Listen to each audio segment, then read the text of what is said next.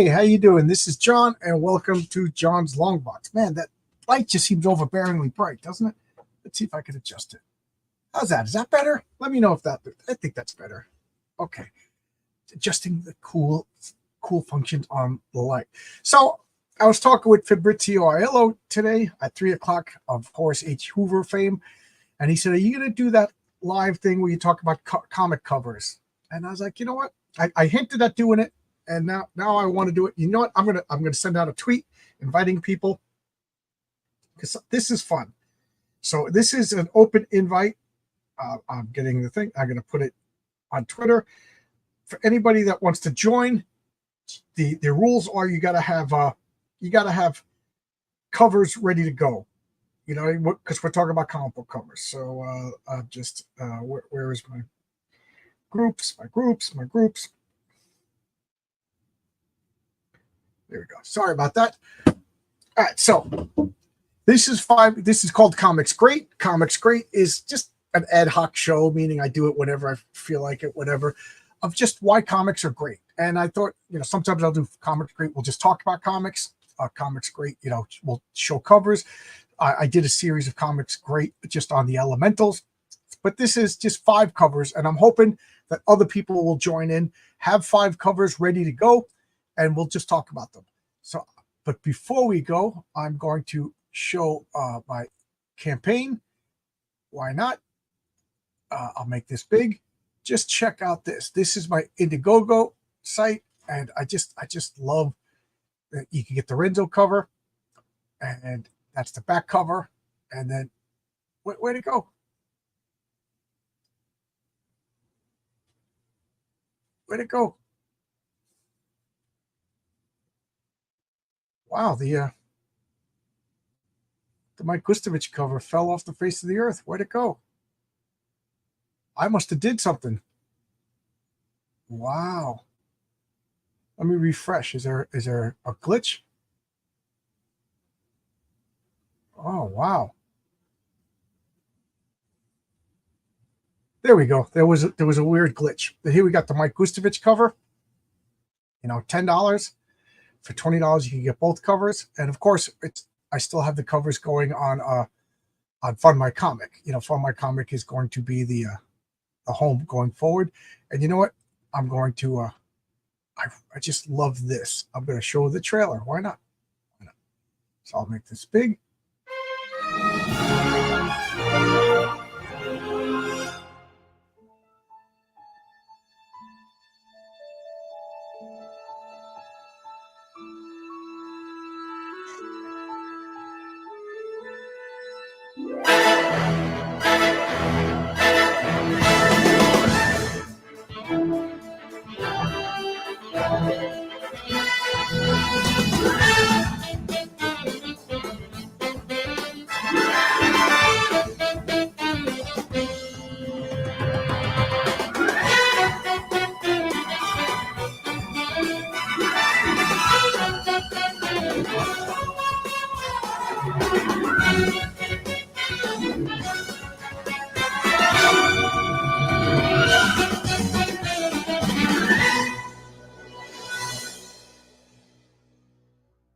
I just love that, and I love that. And again, I'm just trying to just look at, if we're talking about great covers, look at that. Look at that dynamic angle, that coloring. It's so freaking good. I just absolutely love that. So let's talk about covers. Ludiverse has a question. Do the covers have to be physical? Well, I got to be able to see them. If you have PDF files, and we got to keep the show moving. So if you have them and you're able to show them off, that's it. But 5 great covers, and the spirit of the show is like, we've all seen that Todd McFarlane Wolverine versus the Hulk. You know what I mean? The famous covers. Fantastic Four #1. I'm trying to show like lesser known great covers. So, and if you notice with me, they're going to be from the same era because this is when I was a kid. So I put this first. This is Marvel 1977. This is Walt Simonson drawn. This is my first issue of Thor. My recollection is that I bought this while my mother was in the hospital, either giving birth to my my brother or my sister. So it must be my little brother. Must be my little brother. So my mother and I was in a gift shop, and I got this. So you can see, as this. So it was one of 3 comics in a bag, and I was hooked.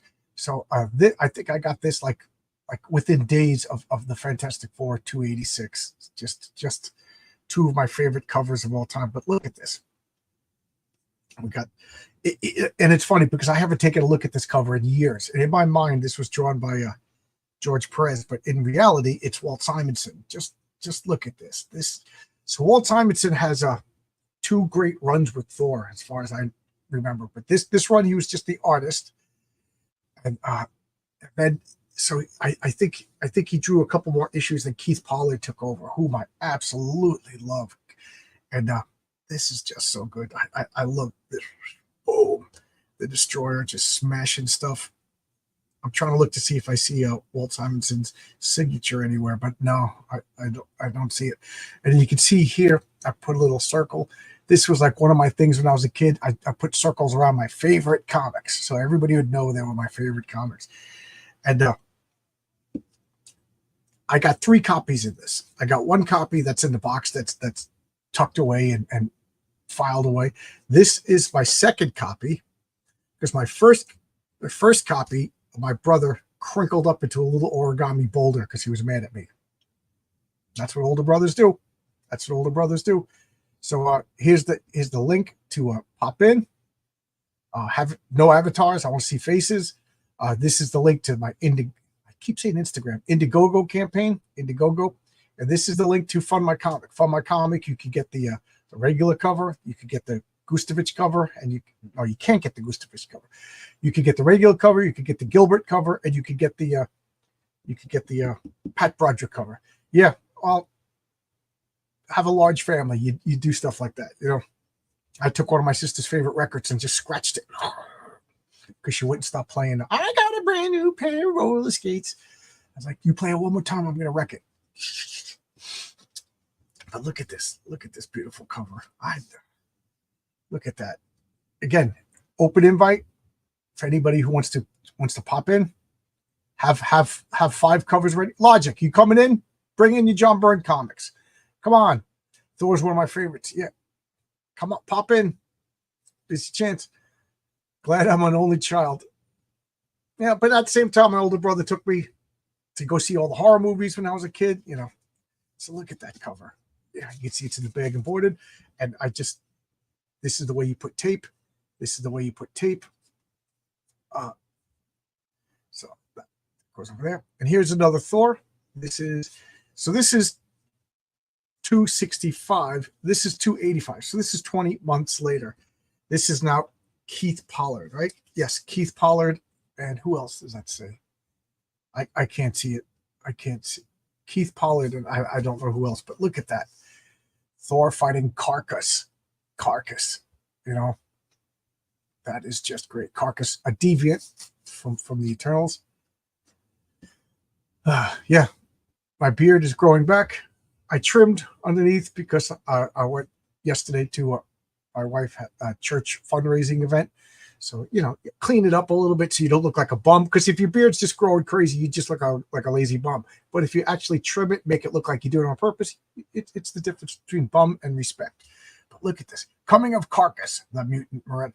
So this is the first time that the Eternals, Deviants, and Celestials, and all those wonderful Kirby creations are mixing in with Marvel proper. Mike, I see you're tooling around with the camera. I'll bring you in when you're. I assume this is Mike's Total Dungeon Dragon channel. I'll bring you in when your camera starts moving because we got somebody hanging out ready to pop in, but the camera's moving on. We cool? What's going on? Hey, how you doing? Okay, Good, I didn't man. want to wait until the camera was set because who knows what's going to appear on camera. Your Mike's Total Dungeon channel. Yep, Total Dragon. That's me, man. Cool. Good to put a face with the chat. You know what I mean? You wonder what some people look like until you actually see. You're in Seattle? No, I'm in North Carolina. Oh, okay. Oh, did you get damage from the hurricane? No, that was a little further. I live on the coast, the hurricane and everything was kind of towards the mountains. Oh yeah, yeah. So There's, I got lucky this time. But I wanted to tell you that I really love your channel, and you inspired me to do a lot more work on mine. So I oh, want to thank you for that. you got a channel? Yeah, it's my Mike's Total Dragon. Okay, So I wanted to tell you thank you for that. You really kind of got me motivated to moving. oh, are you on Twitter? Yeah, yeah. Send me a message on Twitter to remind me to check out, or when this is posted. When it's, Yeah. because it's hard to keep track of things in the moving chat. But when this is done and this is up in the regular chat, right? Put that in the comments so that way Okay. I'll check it out. Yeah, you got it. Well, Are you gonna, I will go ahead and show you some of the covers I got that I grabbed off my. I have a spinner rack that I just keep stuff okay? strode Well, all over the let me place. finish doing these 5, and then it'll be all yours. Okay, sure, absolutely, no problem. Nope. So, but we'll comment. As we see. Is this before your time, or is this? That looks like What the time? King's dumber brother. Well, this is a deviant. This is Carcass. For those of you who are unfamiliar with Jack Kirby's original run of the Eternals, oh, I stand corrected. This is a mutate. So the Eternals were the good guys, the deviants were the bad guys, and then the deviants would capture humans and mutate the humans. So this is a mutate. So I think he was born a human, and then the deviants did horrible genetic experiments, either in utero or whatever, and now he's this monstrous thing. So he's called Carcass. And then there was another mutate called Reject. And the funny twist on I'll bring you down until your camera settles, because who knows what's going to be on the camera. The funny thing is that Carcass has the soul of a poet, and Reject, he's like this beautiful human, but he's a monstrous killer. So that's Kirby playing with the tropes. So he's actually like smart. Check out this cover. I freaking love this cover. Marvel Team Up, Spider-Man and the Man-Thing. This is by John Byrne and Joe Rubinstein. You could always, it's funny feeling it. I could feel that I put tracing paper. I copied this. That's funny. But this 35 cents, 1978. Marvel Team Up. Look at that cover. Dark Swamp, Deep Fear. And that's because the Man-Thing was in a comic called Adventures into Fear, which just became Fear, and then Man-Thing. I freaking love that cover. And I think this is like the 3rd time this cover made an appearance on my channel. This is Bob Layton. This is the first appearance of Scott Lang. So good. So good. I love this. I must have talked about this comic like 3 or 4 times. And then we got this 1979 around this. And it's funny because I went around, just these are the comics that popped into my head, and I didn't realize that they're all from like the same year. But this is Return of the Fearsome Fly. I don't know who drew this. It doesn't say on the cover, but this is so good. I'm feeling this because all these comics back then, I would put tracing paper on and draw, and you could feel the pencil outlines. But how cool is that? How cool is that? Okay, I'll change it to Ben's Uglier Brother. Yeah. So, Mike, you ready? Yeah, man. Okay, so I did 5. I was going to do 10, but then I figured if people popped in, it would just take too long. So I'm going to do this. Okay. And I guess I don't need to have this camera up anymore, so I can turn off my extra camera. There you go. All right. Yeah, I'm just sitting up. I have a room upstairs in my house. I call it the Comics Lounge. There you go. So I'm just sitting on the floor right now with just 5 comics I grabbed. So I'll show you which ones I grabbed and talk a little bit about them. Are you on your iPhone? Well, my Android. Okay. Yeah. So the first one I've got is what I call. Can you see it? Yeah. There you go. That's pretty. Oh, yeah. All-Star Squadron. Yeah. Yeah. This is what I like to call the first comic book I ever remember having. Oh, cool. Yeah. It's not that copy. Obviously that one is lost to time. But this is the very first comic I remember buying. And it's what got me. It's one of the ones that got me hooked. Of course, as a kid, I had like Archie and funny animal stuff. Right. There's always But this comics is, that show up at a house, but this is the first one you remember buying with your money. yeah. And I've been fortunate to get it signed by both Roy Thomas, who was the writer, and Jerry Ordway, who Wow. wrote it. Awesome. Or, I mean, who was the artist on the inside. That is awesome. Yeah, so that one kind of means a lot to me, even though it's not the most dynamic cover. Yeah. And then I will show you this one that I have. That is a great cover. I've never seen that before. Yeah, this one I bought as a Christmas present to myself about maybe 4 or 5 years ago.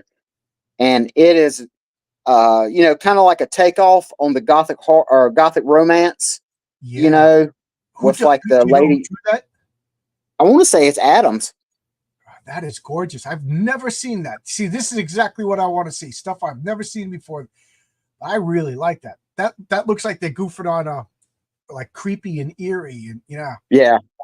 Yeah, I think it's kind of I think they did a very early Batman or detective cover that's similar to this, that has kind of Batman in the background.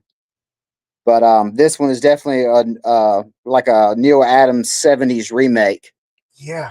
What year is that? Do you know offhand? Well, it only costs 15 cents.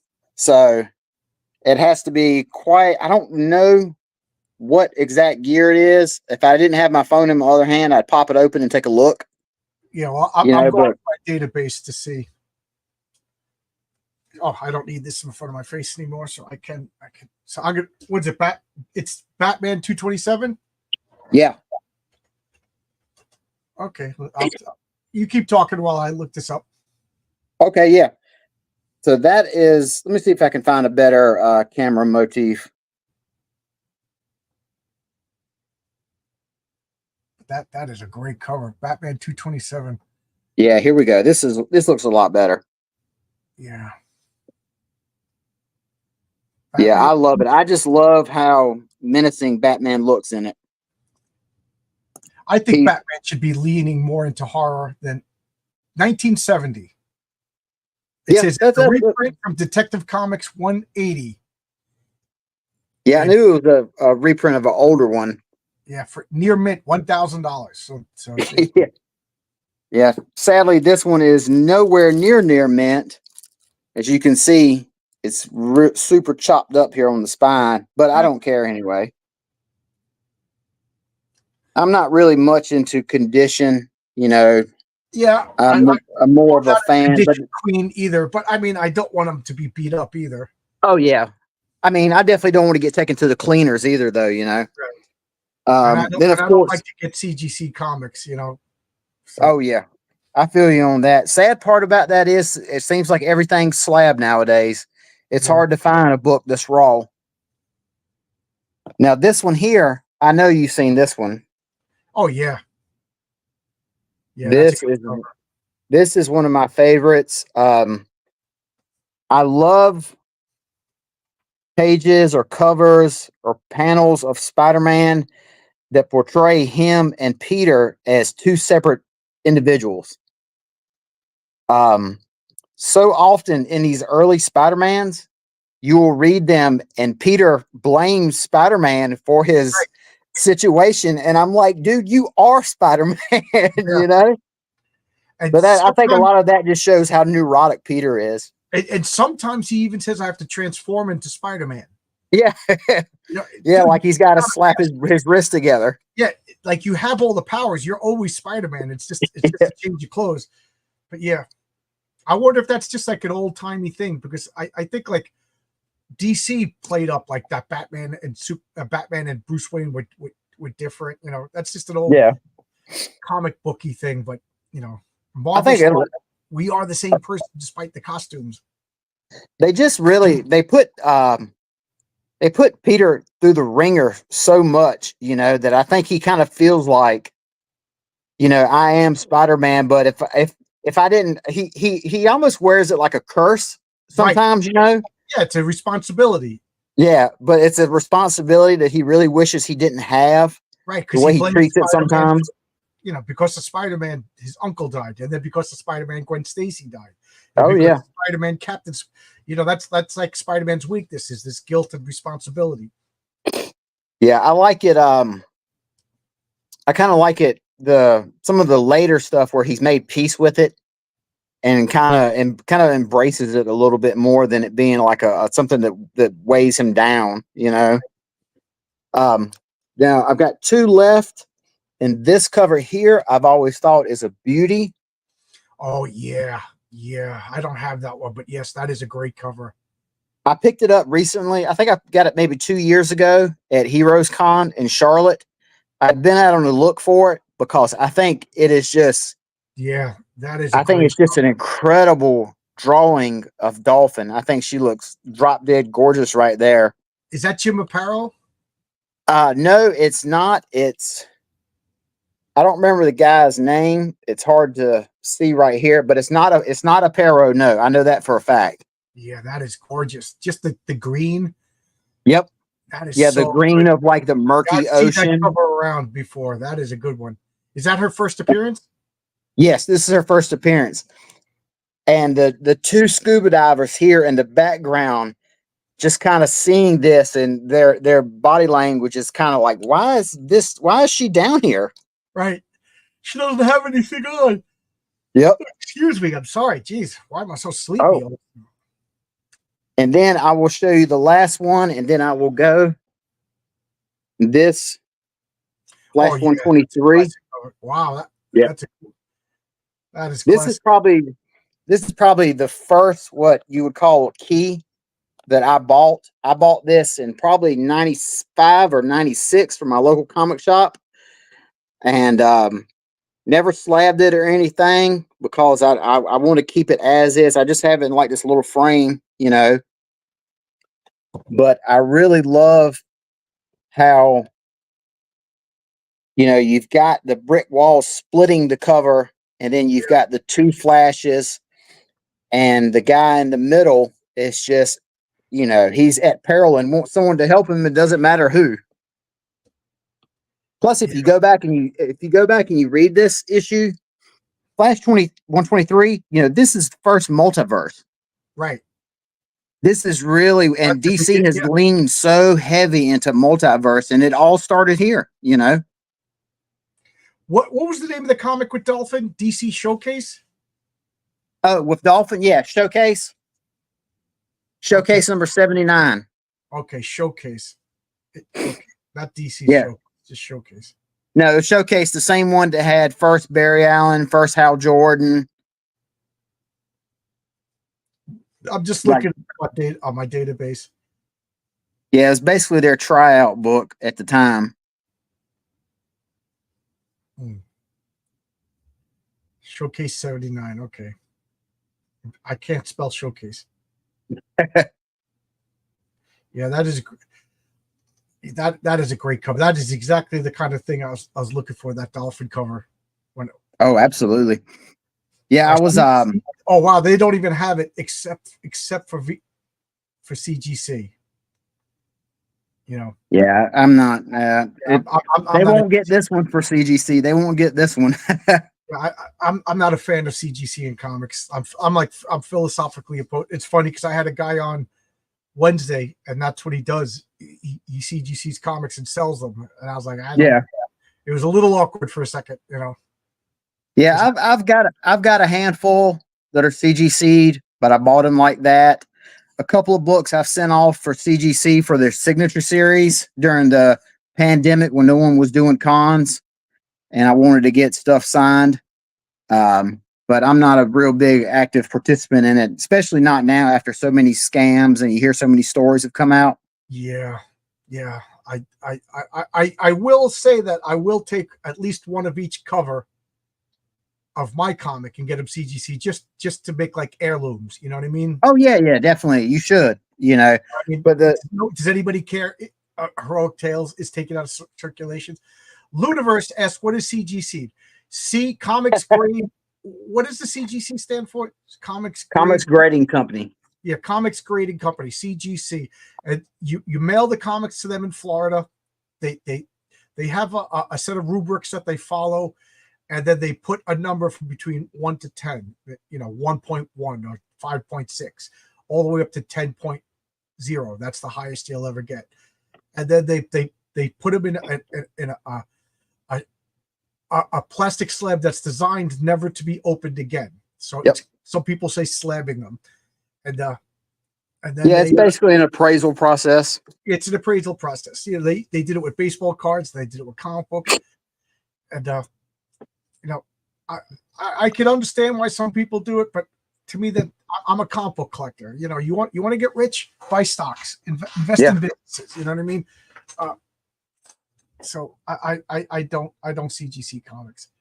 So I agree with you. So anybody else want to pop in if you have comics ready to show covers? Well, John, thank you so much. I'm going to drop out of here. It's good to see you. Take care of yourself. I'll hit you up on Twitter. You got it. Luna, it says, so is making the comics for trading, not for exactly. They're no longer comic books that you read. They are comic books that are to get you rich. It's called speculating. You buy comics, you get them graded, and then you hope that you're going to sell them for more money later. You know what I mean? And it solves arguments because nobody's going to buy it off of eBay and be like, dude, you said it was in great shape and or you said it was in fine shape and it's in wet shape, whatever. It's you taking an authority and the authority assigns a number on it. So you know exactly what you're going to get, but you can't read it. If you crack open the case, it's done. It can never be sealed again. So that's the thing with CGC. It takes a comic book and it turns it to a hard plastic poster. You never see even if you get you're like, I got the reprint. Well, you never see the ads. You never see the letters page. You never see the Boltons. You never see Stan's soapbox. You know what I mean? CGC puts your comics on a clear plastic case that can't be opened as a grade of 1 to 10 for speculation trade for cash value. Absolutely. That's fine if you have comics that are more recent, as long as you like the covers and, can articulate why you like the covers. That's all that matters. If nobody else is going to pop in, this is only going to be a half hour. If people are going to pop in, when are you going to pop in, Logic? Go grab your John Byrne comics and pop in. Simply Google CGC comics. It's for speculators. Think baseball trading cards or classic muscle cars and auction semi. They're just on a smaller scale. Yeah. An authority is telling you the grade. They put it in plastic. It's protected forever. And they do it now with VHS tapes. They do it with baseball cards. I'm pretty sure they're going to do it with vinyl. They can do it with CDs. Anything that people are interested in. I'm sure they do it with 8-track tapes. There you go. All right. Again, half hour will be good if nobody else wants to pop in. But I did 5. I just love that Thor cover. I just absolutely love this. I mean, look at that. Okay, Logic is with me on this one. 100% against CGC and speculators and comics. Yeah, I could tell the same stories. Fought with my cousin. It's a key issue. Why is it a key issue? Because it's a key issue. They'll do it with anything they can slab. Yep, I'm gonna have my breakfast cereal slabbed. Hey, Jim, how you doing, Jim O'Reilly? How you doing? You want to come in, show off a couple of covers? Okay. Hey, Luna, how you doing? Hey, how's it going? I'm doing great. How are you? Good. You got covers? You got comics? Yeah. They're just I was curious on what counts and what doesn't count, and I saw the last guy. I forgot his name. I'm sorry. I'm bad with names, but Mike. Yeah, I saw that he had a reprint, and one of my favorite covers. All that matters is, do you like the cover? Yeah. So my favorite one is the reprint, but let me get the first ones out of the way. If a comic says it's a collector's item, yeah, believe me, true believers, this is a collector's item. Yeah, that's just a trick to get you excited. Yeah, I never am a fan of that mindset. Like, why buy it if you're not going to use it or read it or something? Like, I never want to get rich, that. Invest in stocks, businesses, do some high finance, buy some Bitcoin. If you buy comics because you like comics. Yeah. But anyhow, So this is these four I'm about to show were the first ever comics I ever bought from Okay. Dallas Comic Con from back in 2012 or 10 ish. So this one here is when Bucky picks up the mantle. It's all, and he's wearing the shield of Captain. Tell me if you can see that well, of Captain America, and you Yep. have Falcon and Captain America in the It's funny. background. I look at that cover and I always wonder if Falcon's going to go cross-eyed with that beak over I his eyes I, like I that. do admit Captain America himself does look funny too, you know. So, and yeah, Falcon does look cross-eyed, but these issues I thought were, you know, hold the most dear to me because they were the first comics I ever bought, and I Yeah, just bought them because of how the cover looked, how the art style looked, and that's and what they gets you. If you're a and that casual person, if you're not into comics or you're slightly interested, what gets you is the cover art. You know, yeah, and I was really into like grounded comics, like anything that's like where I feel like the hero could die, you know, in danger and something. So yeah. There's a something lot, like spy thriller. right? Like, yeah, if there's no tension, then there's no excitement. Yes. I So say that here's when I play my role playing games. Like, your character could die because yeah. I'm not going to save you. If you constantly have a parachute on, you know, there's no danger. And if there's no danger, there's no tension. If there's no tension, there's no fun. Which is why people have a hard time with Superman. Yeah, but I'm starting to understand Superman's more about saving the other person Yep. rather Yep. than himself. So what else you Okay. got? So I got the I'm deciding which one. I'll just show this one. This is Batman Odyssey, where he's just flooded Oh, with bullets. that's Neil Adams. Yeah. Neil Adams, yeah, and I just bought it because one, he looks really badass, you know, with all the bullets raining and he's just taking it. I will admit the eyes could look better. I prefer Batman with wide eyes instead of What human year does looking. it say on it? I can't quite read the year.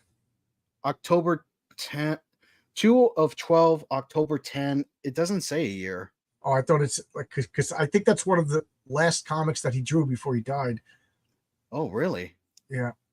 Oh, Yeah. Neil Adams is the guy that revolutionized comic book art. Like he he wanted to make Batman more grim and gritty and return him to the darker roots. Keep in mind he was drawing Batman back when Batman 66 was on, so it was all goofy and everything, and Batmite showing up and turning Batman yellow, and oh my god, what am I going to do? I'm yellow. And then I think it was Brave and Bold, like a secondary team. Neil Adams started making him scary and dark, and they started to sell more, and he slowly transformed the look of Batman. We owe a lot to Neil Adams. I don't yeah. think it would have been a Tim Burton movie if not for Neil Adams. And then from the Tim Burton movies, Batman's, printing money these days. Yeah, so I bought this because I was I never was like I knew of Batman, but I never got into Batman until I played the first ever Batman Arkham Asylum game where you run around Excuse me, I'm Arkham so sleepy Asylum. all of a sudden. Sorry. Yeah, I Yeah, feel that everybody loves that sometimes. game. My brother used to play it. I get motion sickness, so I just don't play the video games.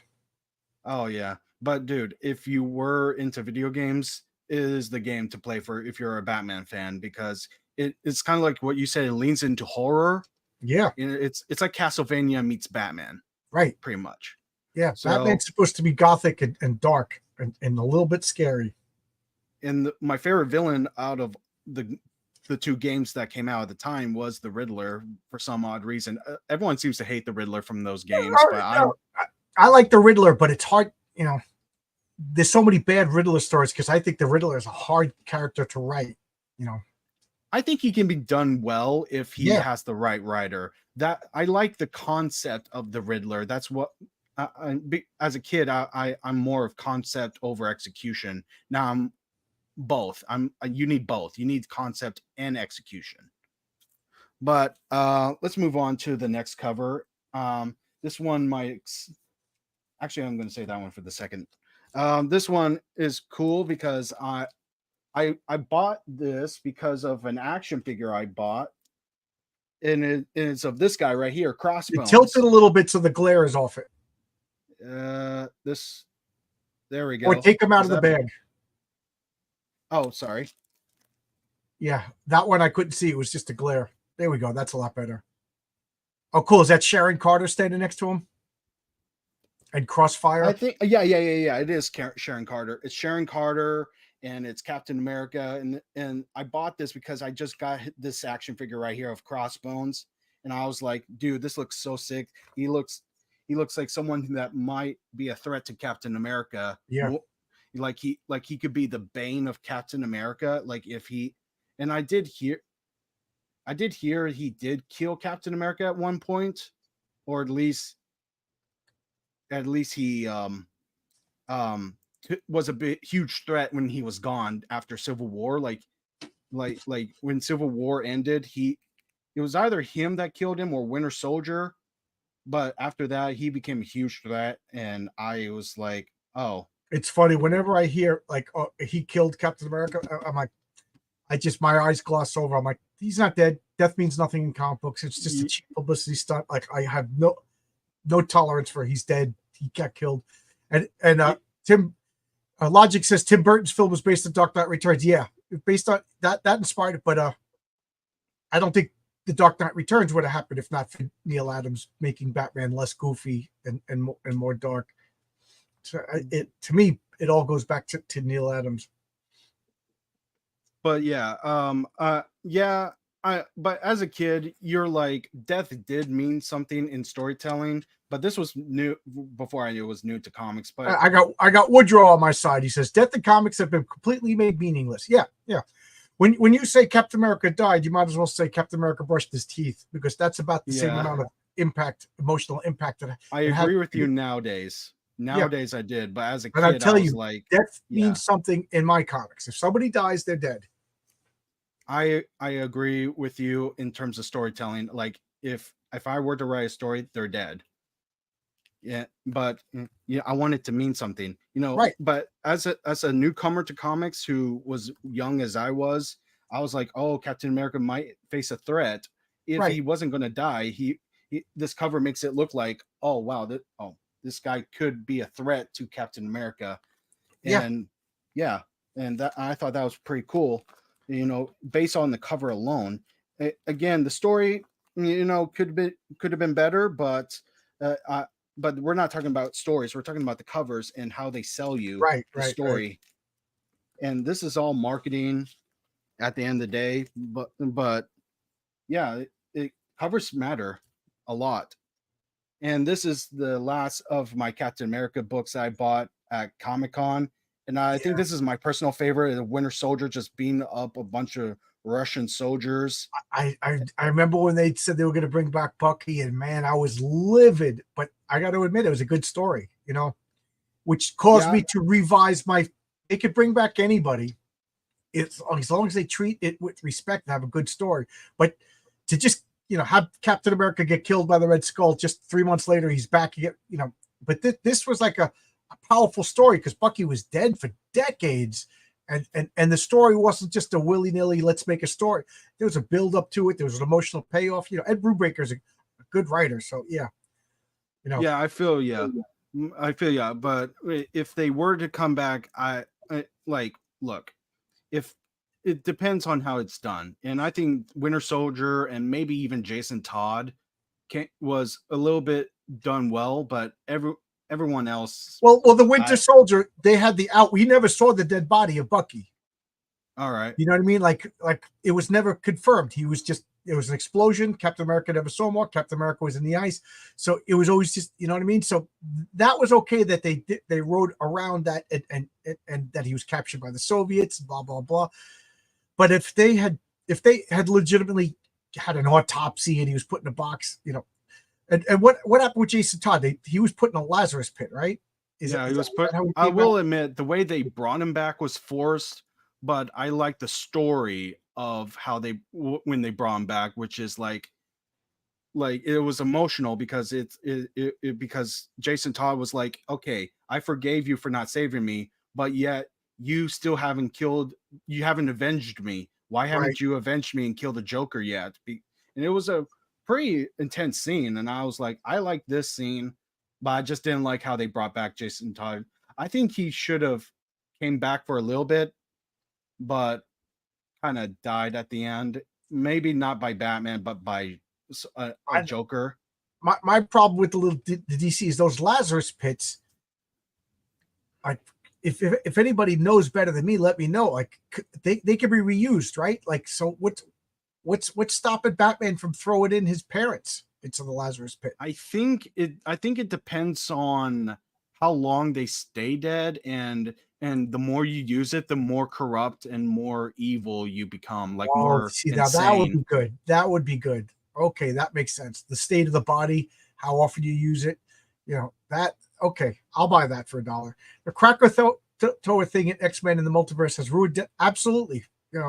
Continuity and lore are useless now. What happens when you push out the good writers? Yeah. Does anybody care about the X-Men? Now they could just be resurrected. They're like, if I saw correctly, they were like just killing each other just for thrills, for shits and giggles. Death doesn't mean anything. I would still say that the only way to redeem the X-Men is they find, because if you read the original story of Krakoa kept the mutants in like almost like body bags underneath the earth and used them as like powered batteries or food or whatever. So the only way to restore the X-Men would be like, what are we doing? And somebody rips open Krakoa and finds all their original bodies, and they were like, that wasn't me. That was my clone. You know what I mean? And the original bodies that's the only way. The only way, if you ask me. And it's built right in. Any writer could do it. But I don't think the editorial and the writers know about the deep lore of the X-Men. If you don't clearly show a dead body, plus tons of time, you have the room to do something powerful, but it should be used sparingly. Yes, absolutely. Woodrow's got my back. Woodrow's got my back. But then you don't bring back Uncle Ben. Because obviously you don't. You don't bring back Uncle Ben. And I used to say nobody stays dead but Uncle Ben and Bucky. Even Bucky's back. Like, I still say they never should have brought back Gwen Stacy. Multiverse or not, I hate that. I hate that. Yeah, I wasn't a fan of that either. The only person who can come back from the dead, I say this, is Phoenix. If your name is Phoenix, you get to come back from the dead because that's your power. Yeah. That should be your power.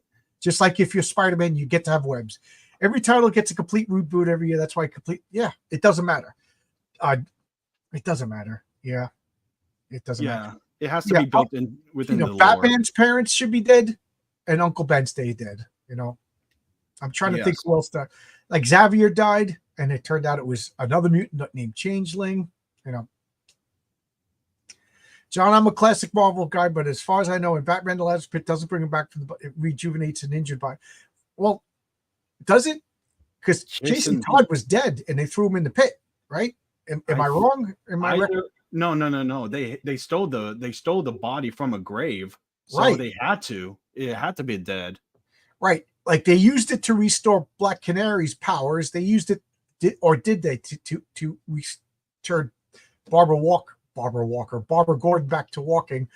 But that's why it's called the Lazarus Pit. Like but it'll heal you and it'll also resurrect you.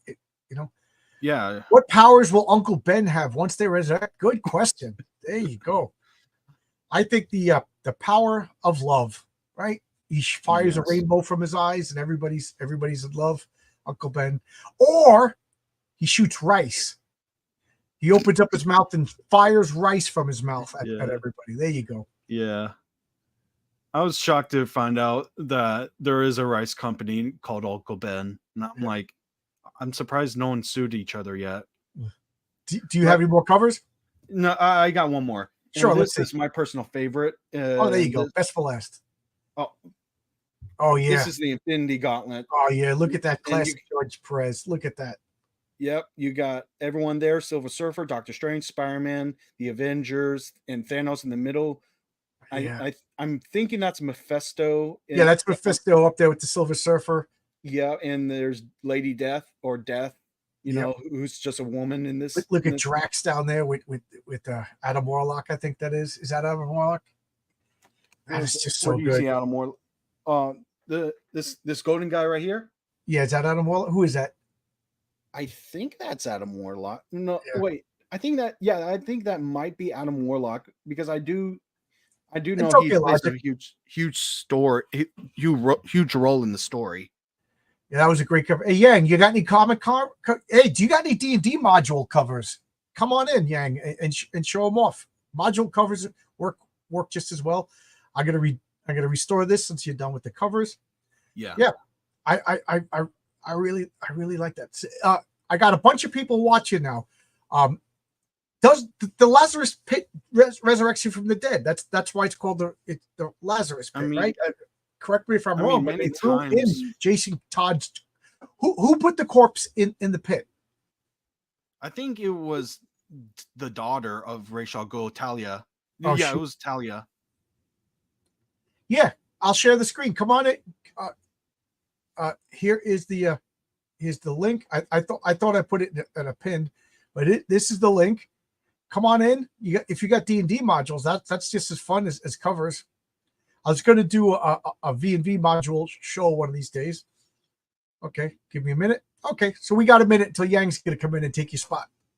But I like to talk further into this. Like, what's I don't know. I'm just curious now on, like, I know the basics. Like, you don't bring back like characters that should be dead, but what counts as like a resurrected moment? Like when should you bring back a character or not? Good question. Well, first off, don't kill a character unless you're willing for him to go. Like if you're like that whole Death of Superman, I was philosophically, morally, and everything opposed to that story because we all knew Superman wasn't going to die. Yeah. You know what I mean? You knew Superman wasn't going to stay dead. So I thought that I didn't like that story. And I don't care how well it was written. I just told myself I'm not going to like that story, and I still don't. And then I don't like the way it was executed. I thought his fighting tactics with Doomsday were dumb. I thought it was just a rushed editorial mistake. You know, I don't care how much money it made. It was a cheap publicity stunt. So for number one, don't kill off a character unless you're willing for that character to be dead. You know what I mean? If you're in your mind going, I already got my way out. I don't know. Like, but also, you know, the Fantastic Four, Ben Grimm punches Dr. Doom. Dr. Doom falls into the volcano, and they're like, "Oops, you killed him." And then Ben Grimm goes home. And it's like, "What a revolt! I didn't mean to kill." We all know he's not dead. Yeah, you know what I mean. The characters are supposed to have limited. So there's a little difference than Magneto falling into the pit or Dr. Doom falling through the void. It just, you know what? And then you know that they're going to come back. That's not character death, but like, so you got to make a distinction between these, like, you know, Green Goblin falls into the bay and they can't find him. You know he's coming back. Then building up a heroic or triumphant defeat Return of a of the Green villain. Goblin. Yeah. When the death of a villain is like build up to be a triumphant defeat, or death of a hero is like so build up to be so honorable and memorable, it shouldn't be like, yeah, never mind. You know, you get to come back. Right. We're not talking about that. That's just classic comic book tropes. And I will say, like, I have my first comic, and I don't have any of that yet. You know what I mean? I don't want to spoil it, but at some point we're going to see the villain fall from the Sky Fortress into the clouds. You know what I mean? And then they can't find the bot. That's just comic book end of the story. Bad guy gets away, kind of thing. But but like an actual, like, confirmed death, they're standing over the autopsy and stuff like that. Don't do that unless you are willing for it to die. Of course, DC has a way out because they already have a Lazarus Pit, you know, and Batman knows where the Lazarus Pits are. So, like, to me, nobody in DC is dead unless Batman wants them to be dead. Right? Doesn't Batman know what all the Lazarus Pits are? Don't they know how to work them? You know, I thought there was just one. There's more? No, if I remember correctly, and again, please correct me, chat. I thought they were in certain places all over the earth where the certain conditions allowed them to be. So so Ra's al Ghul has a few of them hidden, you know, because of either the mineral compound or the ley lines or cosmic energy, whatever. But there's like a limited number of them, you know. So there you go. Now, I also don't like time travel as a way to bring people back. Like, like the X-Men, they brought back the original X-Men. You know, that's just in my story there is no time travel or multiverse. well, I have both in my comic line, but I promise you I will be so meticulous with them. Like I already spoiled it. I think it's gonna be issue 4. I have a story called Let's Save the Dinosaurs. It's obviously time travel, you know, but you know, you'll see what's going on there. But it's not let's go back in time and bring back the patriarch from Dimension 16 because I killed him off in issue 3 just to shock people, to get people to buy my comic. And now, but it doesn't matter because he's back in number. That stuff, no, absolutely not. Yeah, Miles Morales is Miles Morales. Peter Parker is the only Spider-Man. I hate token characters even more than cheap deaths that have no meaning because they come back. Absolutely, Yeah, absolutely. I didn't get the Ultimate Universe in Marvel. I didn't. It's funny because I got the M2 line. I really like that because even at the end of the 90s, I liked the M2, the Tom DeFalco's line, because it just seemed like Bronze Age Marvel. You know, it was like 6 or 7 years in Marvel's future where Peter Parker, Mary Jane. Actually, it was 20 years in the future because Mayday Parker must have been 15, 16. But I don't know. I'm not getting absolute Batman. I just don't like. Write a good Batman story. We don't need the other version to be the good version. It's that to me is diluting the characters. yeah, that is. DC writers want to eat their death cakes and have everybody. Yeah. Death is. I told the story many times. In 6th grade, I used to come to. I had a folder with comics, and I used to let my friends read the comics. And my friend Andy was like, "I don't want it. Superheroes always win," and I was like, "Yeah, they do, but it's the journey, not the conclusion." But now it's like, yeah, even if they die, they're still gonna win. It literally doesn't matter. You know, there comes a point like you can't you open up a can of worms, you can't put the worms back in the can. Like once you introduce a mechanism for like the Marvel MCU, now they got the Infinity Gauntlet. They have their own Infinity Gauntlet, and even though it broke, they have a time machine that Professor Hulk could just send somebody to another universe to get that Infinity Gauntlet to use that one. They got a machine that creates Infinity Gauntlets. You know what I mean? It's nothing matters. Nothing matters. You know what else doesn't matter? Yang Yao Zhao doesn't matter. Nobody matters. Good evening, everyone. And Eric, yes, the beard is back. The beard's growing back. The brace. I took the last day in the brace was I think Tuesday night. I went to bed, and then Wednesday morning I took the brace off. The doctor said it's fine. My neck was a little stiff because the muscles had atrophied, and there was times, I'm not even joking, all of a sudden I would start to panic because my neck muscles must have been fatigued, and it just hurt. You know, but now it's fine. I don't even feel wobbly head. But what I do, and I don't even realize, when I go to turn, I turn my whole body because I still, guess subconsciously, I don't want to turn my neck. So there you go. Thank you for your concern. So Yang, put your link in the private chat, and I'll put it in the public chat. You have a link to a current Kickstarter. Oh, I certainly do. Right. I backed. You have a D&D supplement called the Everybody Dies and Comes Back to Life book, part 6, right? That's right. How to raise everybody so death doesn't matter. Right. Yeah. The D&D, the participation trophy award. There are many great journeys with mediocre endings. I love the great journey, but even Stephen King was terrible at it. I will say, I never read Stephen King. Something about Stephen King always bothered me. I just never liked him. I don't know. I like the Shining movies, but I never read them. But anyway, I got to say, John Hickman is the ultimate get you go, and then fumbles the ending. I've never read a good Jonathan Hickman ending. So if anybody has a good ending by Jonathan Hickman, please let me know. I don't know. He like quits or he gets fired or whatever, but his Fantastic Four run was building up to something and then it never finished. He did that the Illuminati story in Marvel that I really, really liked, and then it never had the payoff. He did that Shield series that was building up to like this grand conspiracy and then never happened. So I knew when he took over the X-Men and started the Krakoa, I knew I'm not falling for this again. I'm not falling for this again. But I did fall for this. I backed your campaign. I'm going to actually bring it up for you. I'm going to bring it up. Thank you. There you go. Why not? And of course, I hit the wrong button. Who knows what's going to pop up now? Okay, it's Yang's. All right, so who knows what could be popping up here on John's long box. So this is your campaign right here.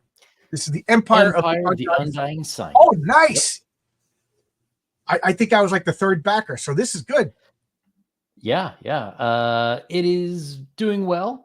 Hopefully we're going to get a lot more. We already crushed the first stretch goal. So there are 4 world maps that will now be in color that people could download with the digital versions. And we're coming up on colored hex maps if we hit 1,500. Colored hex maps. That just makes an old grognard happy. you must know that term, huh? Oh, yeah. Oh, okay, yeah. I was going to get embarrassed if you did. Grognard is just an old. Back when I was young, that's what we called old school war gamers, grognards. So it was a term to make fun of the old guys who didn't like anything new. Now I fully embrace. I am a grognard and happy to be one. I don't know where that term came from. Just like Munchkin, I don't know where that term came from. A Munchkin is a character who plays D&D, doesn't care about anything other than improving their numbers stats. They want to manipulate min-max. Yep. The machine, we're bringing back. I know. They didn't create, but they could go back into other dimensions and get there's infinite dimensions. They could go to infinite timelines, grab another infinity gauntlet, bring it back. It doesn't generate them, but it might as well. Yes. Logic always gets me on the finer points of my nonsense. So I love this. This is Peter Gilmore, right? Yes. Yeah. Oh yeah. Who did this? Some great art. Who did this artwork? That is Koran Kong. If you scroll down, there's more of his work there. Yeah, because that is just like this. The next one, that guy. Or Ang Hor Kong. That is just class. I could just see that in my hardcover second edition D&D monster manual or something, or more likely the Dungeon Master's Guide. Yeah, I love these. Does he do comics? Ask me after. But he very much like John Buscema. He loved the old Savage Sword of Conan books. So when I hired this guy, I think he was 18, and that was like 5 years ago. Oh, you've been working on this for that long? Oh, God, I've been working on this forever. 5 years. That's another Peter Gilmore. Yeah, this I love. Yeah, I love the Nightmare by Rod Loop. This is cool. Oh wow! I thought those were tattoos, but those are literally like mouths all over him. Very Kolonak. And these are the pledges. You can get a digital. You can get a box. Who makes these boxes? I do. I was just about to say, don't tell me you make these boxes. So you're to they're handmade. Yeah. Like, do you build cabinets and stuff? Can I hire you to come over here? I'm trying to work on my shed. Well, if you want to trade fixing all the wiring I screwed up, sure. Oh, you know what? Where do you live? What state are you in? Ohio. I'm only about 10 hours away. Yeah, 10 hours away to get a cheap carpenter. Yeah. There you go. Look at all this. Look at all that. So yeah, I'm hoping we'll hit some good numbers, and I can hire even more fantastic artists for some black and white. I don't want to mention any names, but I've talked to some people that you may know, John. Oh, cool. And assuming the campaign does well enough, we'll have even more awesome interior art. You can see my selection. This is why I backed. I got the physical book. I'm not getting no PDF. I want something physical in my hand. I love. Oh, you drew this? Yeah. Cool. I did the other map too. I love real maps of fake places, because I was going to say fake maps of real places, but it is a real map. It's just the place doesn't exist. But if it did exist, I wouldn't get lost. So it is a real map, even though it's a fake place. I love stuff like that. So there we go. This is your.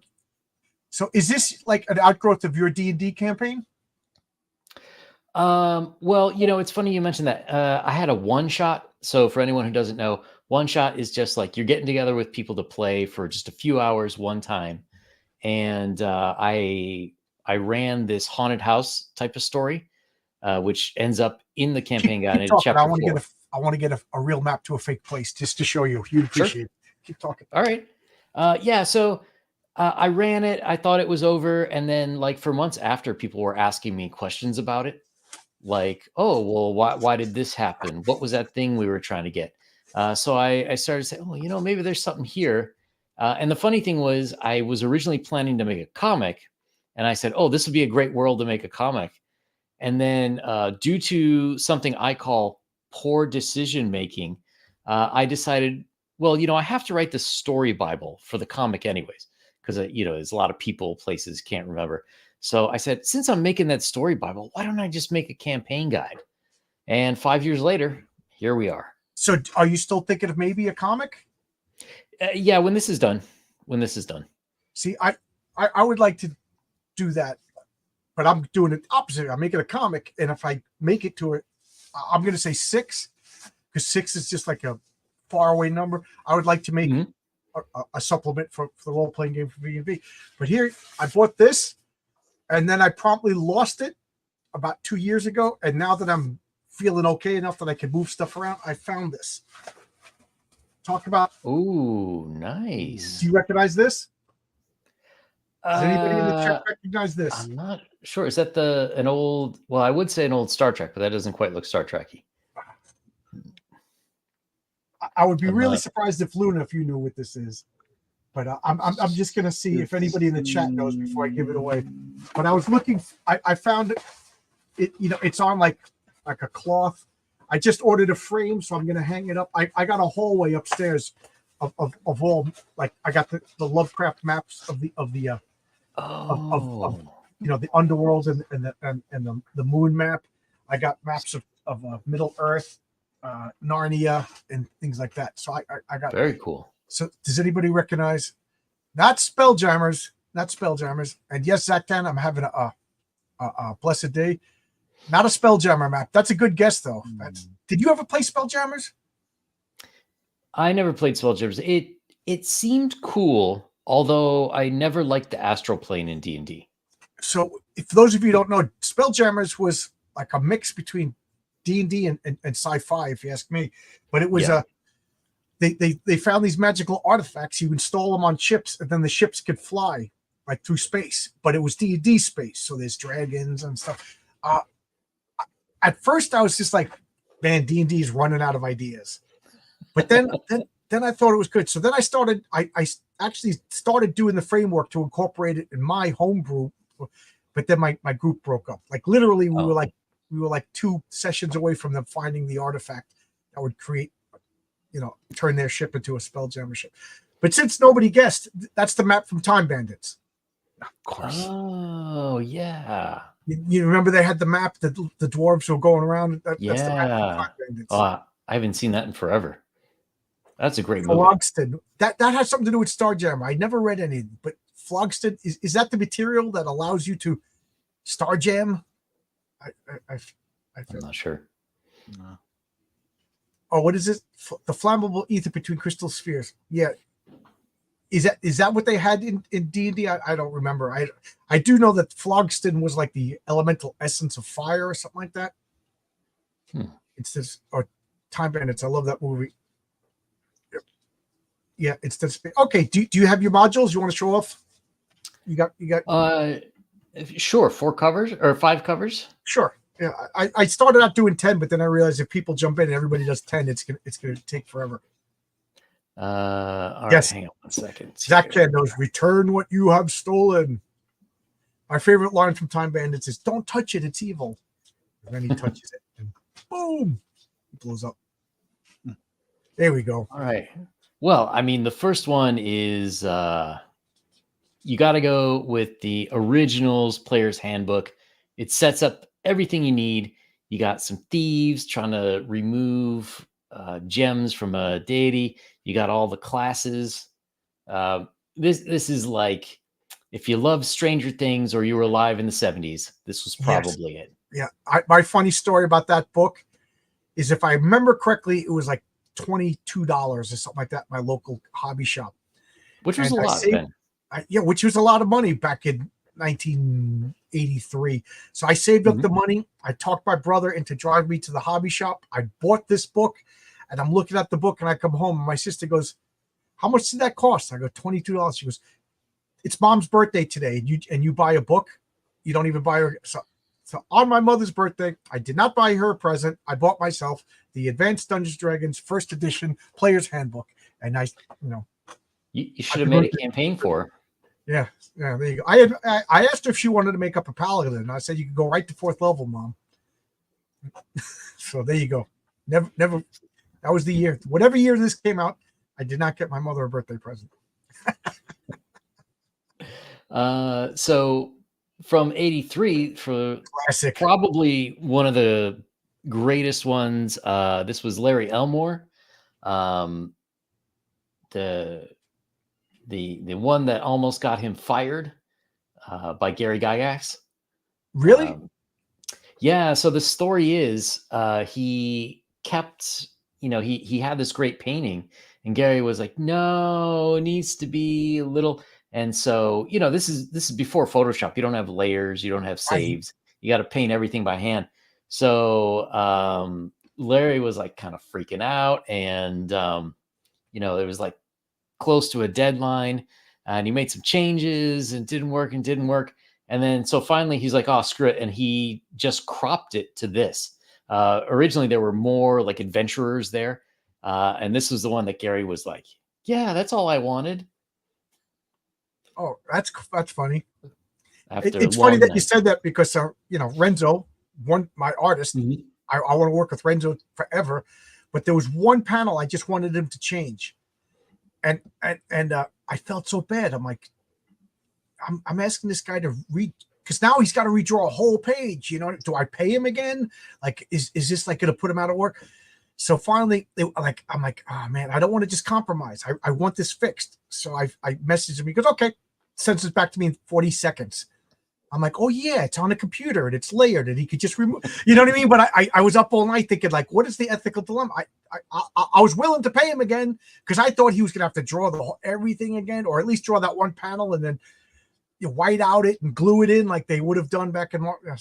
Just crop it, fix it. There you go. Now, have you seen the full art piece anywhere? The rest of it? I have not. I heard it's in Lake Geneva. There's some role-playing game museum up there that I think it's in, but I'm not sure. Whenever you're ready, I bought this. Oh, you got it. Yeah, and I'd like me and you to go through this. Yeah, for sure. I think you're the perfect person to talk through this. You probably know more of the stories. That picture's probably in there with that story. It probably is, yeah. So the next I would say this is Jeff Isley. Yeah. I mean, this is like really the epitome of what a tabletop role-playing game cover should look like. You've got a guy who's riding a horse, he's holding a sword. And then if you look at the background's not very detailed. No. Right? It's just like some rocks. It's not like 10 bazillion things. Right. All focused on the guy. Even though there's no big monster he's fighting or whatever, he's going into action. Yeah. So He's gonna stab me. this, yeah. And I mean, even for comics, like this is what you want. You don't need like a full background with everything. What you need is the focus that looks like there's going to be action and adventure. Oh, who said like the cover's got to have a story? And this is a story. Like there's light. Mhm. This guy's charging into some place from safety into danger. There's people behind him going, Phil, cut it out. Don't do it alone, Phil. And Phil's like, I got this. And he's, 2 seconds from now, Phil is probably laying on the ground with an arrow through his chest or inside the gut of a belly. But right now, he's the hero. Didn't David Warner play God in Time? I don't remember who played God, but yeah. Oh, I don't know. Yeah. I got to rewatch Time Bandits. Yeah. These were the last This was my D&D, the second Mhm. Advanced Dungeons and Dragons second edition. This is. I spent too much money. I used all of these. I wasn't buying another set. I got all the hardcovers from first edition. I got all the hardcovers. I'm done. I wasn't buying anymore. Never Well, played. there's a lot of debates about D&D, that really second edition is pretty much just first edition, slightly repackaged. You've got third edition, which was like the next big release, and 3.5 is just like third edition, slightly repackaged. Now you had fifth edition come out in 2014, and they came out with another new one this year, which is just the 2014 version, slightly repackaged.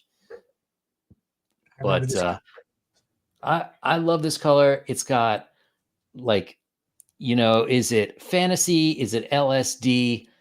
You've got a wizard using magic against a dragon. Like what? And where are they? more Are could they you in the want? plains? Are they underwater? Yeah, because there's Exactly. bubbles. Yeah. And again, there's a lot of detail like on the head of the dragon and like on the face of the wizard and maybe like a little bit with the hands, but you don't need a super amount of detail for the rest of the cover to create a dynamic pose. And then the last one is the cover for Empire of the Undying Sun. Yep, I like this rotting skull looking like Georgia O'Keeffe monster coming at us. So this one is a little bit more detailed, but it's got everything you need. A monster coming out of flames, a cult.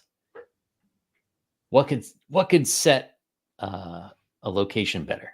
I love that monster. There's something about a rotting cattle. It's just so terrifying. Like it's realistic and terrifying at the same time.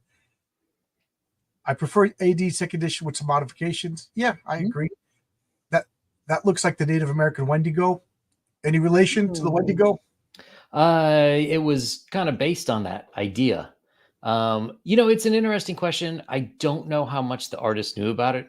He was a guy in Malaysia, so I don't know if he knew what a Wendigo was or not. But I kind of described it, and he's like, "Okay," and then this is what he came up with.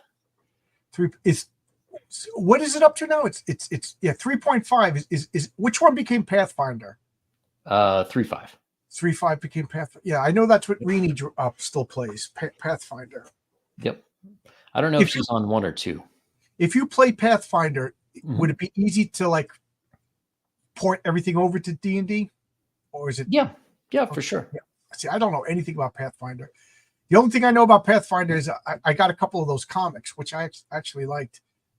I heard they were pretty good. They made Pathfinder comics. They made, but I tell you, is it IDW now? I forget who does the Dungeons Dragons comic, but they just became like the main story is this creature now doesn't know if it's a man or a woman, and that's not Dungeons Dragons. Like I want to see an undead get stabbed in the face.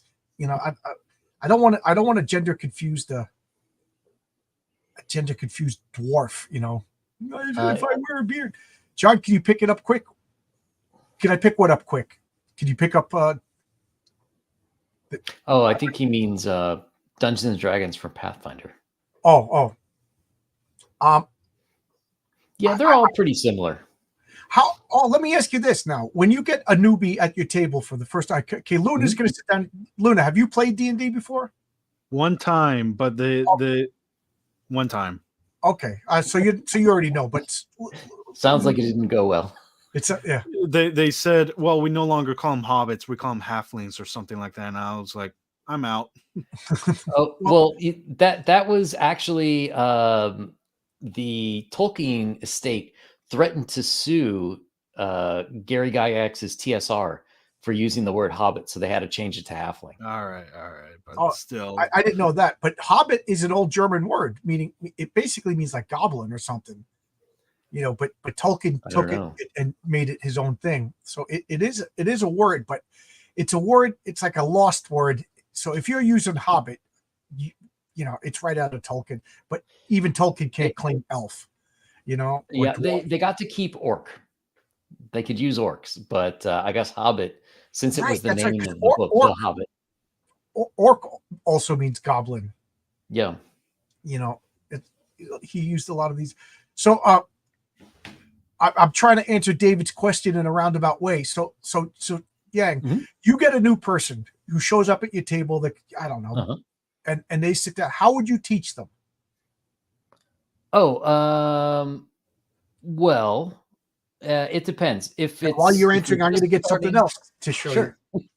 If we're starting something new, I would have them roll up the character that they want, have them go through it, and then we'll run like a little vignette before we start the real story.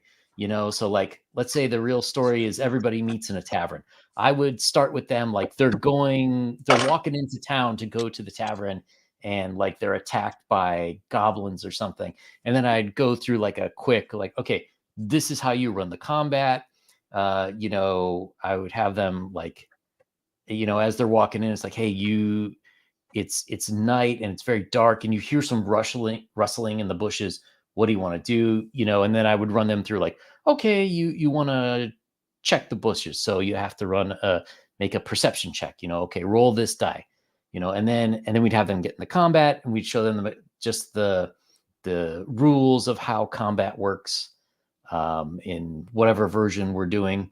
And then I would have them go and join the other players, and usually that's enough. If you like, 10-15 minutes of I call pre-play, it and then they have I enough. call it the drip release method of Yeah. I mean, like you only need. I need to roll. I'm running the game. I need to know all the rules. You just need to tell me what you want to do, and then when you say what you want to do, okay, these are the rules on how to succeed in doing that. Like character creation, it's just like, okay, I explained strength, intelligence. For the most part, people get that. The higher the number, the better you are at these things. And then hit points is just this gauge of how much damage you could take. I give them really as little information as possible. Like, and then some people just like that because it's less intimidating. We just start playing. And then some people need to know every freaking rule before they even sit down on the table. And to me, that's a red flag.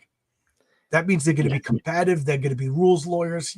That's a problem. And then I'm usually like, okay, Yang, you're going to sit next to Luna. Luna knows all the rules really well, and he's going to be like your advisor. So I'm busy doing the story, and I go, it's time for initiative, and then Luna goes to Yang. Initiative is 1d10 plus your agility. You know what I mean? Oh, okay. No, not that die. That's a die 12. This is a die. Stuff like that. So you just have like a helper. But I wanted to show this. Do you have any memories of this game at all? Sorry, I can't really see that. I'll remove that, and I'll. Oh, Divine Right. I've heard of it, but I've never played it. This is an old TSR game from 1978, and then it got revised in 1979, and then they made another copy, another version around 2000. It's my favorite game. It's terrible. It's awful. It's long. It's like 20 hours, but I freaking love it. And what you made me think of it when you said hex. So it's a board. The original one was a huge piece of paper, and it's folded up. So when you put it on a table, there's seams and little cardboard chits that when they're landing on the scene, they slide, and it's frustrating, but it's like playing Lord of the Rings, the board game.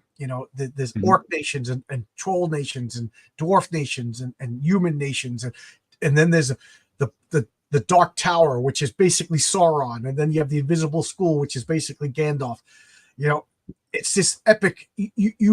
I used to write down the chronicles of the game whenever we played, and like it was almost like a novel. Your ambassador is banished from the Orc Nation, and blah blah blah. Oh my God, we used to play that game. Like I've never finished a full 20 rounds. That's how long the game is, and I can almost guarantee that the creators said they've never finished the full game. Like you just like, okay, time's up, tally up the points. Oh man, I thought we were going to go one more.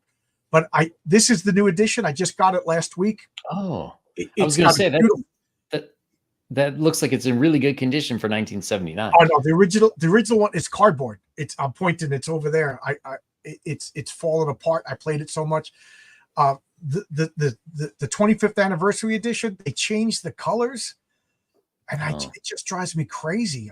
I can't play it. So this is the original colors instead of a piece of paper. It's a beautiful oversized mat, and the cards have updated artwork on it because it was literally just like you had to rip the cards apart because it was just like old computer printer, with perforations.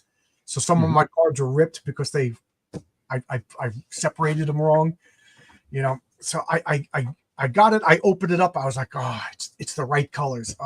So I'm actually going to set it up and play by myself. Just, I'm gonna have the good wizards versus the evil wizards, and then have a world battle. I can't wait. Can't wait. But it sounds awesome. Yeah. Yeah. Let's see what the comments are. Our players learn most of the rules as we utilize them. If they remember the mechanics next time, yeah. That's what I do. Kevin was one of my players when I lived. I don't want to dox him, but when I lived in his state, Kevin was one of the. We lived together. We would play. Kevin, do you still play Warhammer? These guys would be painting Warhammer, and he's all hours of the night. In the Peter Jackson movie, someone implied orcs could be cloned through some sort of wizardry. That was like a bone of contention with oh, you got something to say, Luna? Yeah, I remember that the line said by not Sauron, but Saruman. Is that the evil wizard's name? Yeah, he said that the orcs were created they were kidnapped elves that were tortured and mutilated into what we know as orcs. Right. I always felt bad because if you read the Silmarillion, there was 144 original elves. The first elf woke up. I forget his name, like Elway, and then B Way and C Way or something like that. And that's what started the three houses of the elves. But there was 144 of them, and then time must have went by because in that age of Middle Earth, time was weird, and some of them just wandered off into the woods and we never saw them again. I always felt bad. Like they just wake up and they're like, what is that? What is that? And then the poor elves never had a chance. Like they were gifted with eternity and they were like screwed right from the beginning. To me, and what's his name? The guy, I can't even, but he basically says this was like the most evil act that Morgoth did was corrupted these elves into orcs. But Saruman's orcs had human DNA spliced into them so that they could resist daylight. The orcs, in the before the ages, this was called the time of the trees. There was these two trees that were the only source of light in Middle Earth, but that was only in Valinor, Elfhome, across the ocean, and there was huge mountain range. So all of Middle Earth was plunged into darkness. So the original elves, that's why when Frodo, you get me deep into Hobbit lore over here, but that's why Frodo and Samwise, they evoke the name of Elbereth. Elbereth created the stars, and that was the only light in Middle Earth for thousands of years. It was just starlight, so that's why the elves love starlight. And orcs were created during this time, and then when the day that humans woke up in Middle Earth was the day that the sun rose for the first time. So humans never saw darkness, 24 hours a day the way elves did. So elves were like, what is this? And so orcs, it weakened the power of the orcs because they were created to deal with darkness. And it wasn't until Sauron spliced human DNA to orcs to create, the Orokai or whatever. Emily, how you doing, Emily? Good to see you, Emily. Hey there, Emily. Oh, Yang says that. No, I got mad that they kept changing editions every 3 years. Welcome to the club, Kevin. That's why I still play V&V. They haven't changed a damn thing about V&V since 1983. I needed an entire new army to play. I do have about $40,000 worth of models in storage. There's a game that I play called Star Wars X-Wing, and it's great. They come with these pre-painted TIE fighters and X-Wings and Millennium Falcons and Slave Ones, and Corellian Corvettes if you really want to. They even have a Star Destroyer that's like would take up my entire table. And made a second edition of it, and then the company got sold to another company, and they changed something that I don't, and everybody just dropped this game like a bad habit. So I have friends that just gave me thousands of dollars worth of X-Wings. I still play the first game. So I got big tubs in my garage just filled with X-Wings. So if you ever want, one day I want to have everybody over. Like you could play like you could have like an army of TIE fighters. You could have an army of X-Wings, yeah, and things like that. So yeah.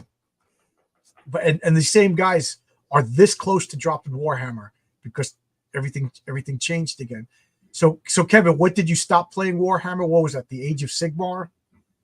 You know, because these guys would buy models and everything like that, and then they threw everything out. You had to start all over again. Like D&D, you just got to buy 5 books.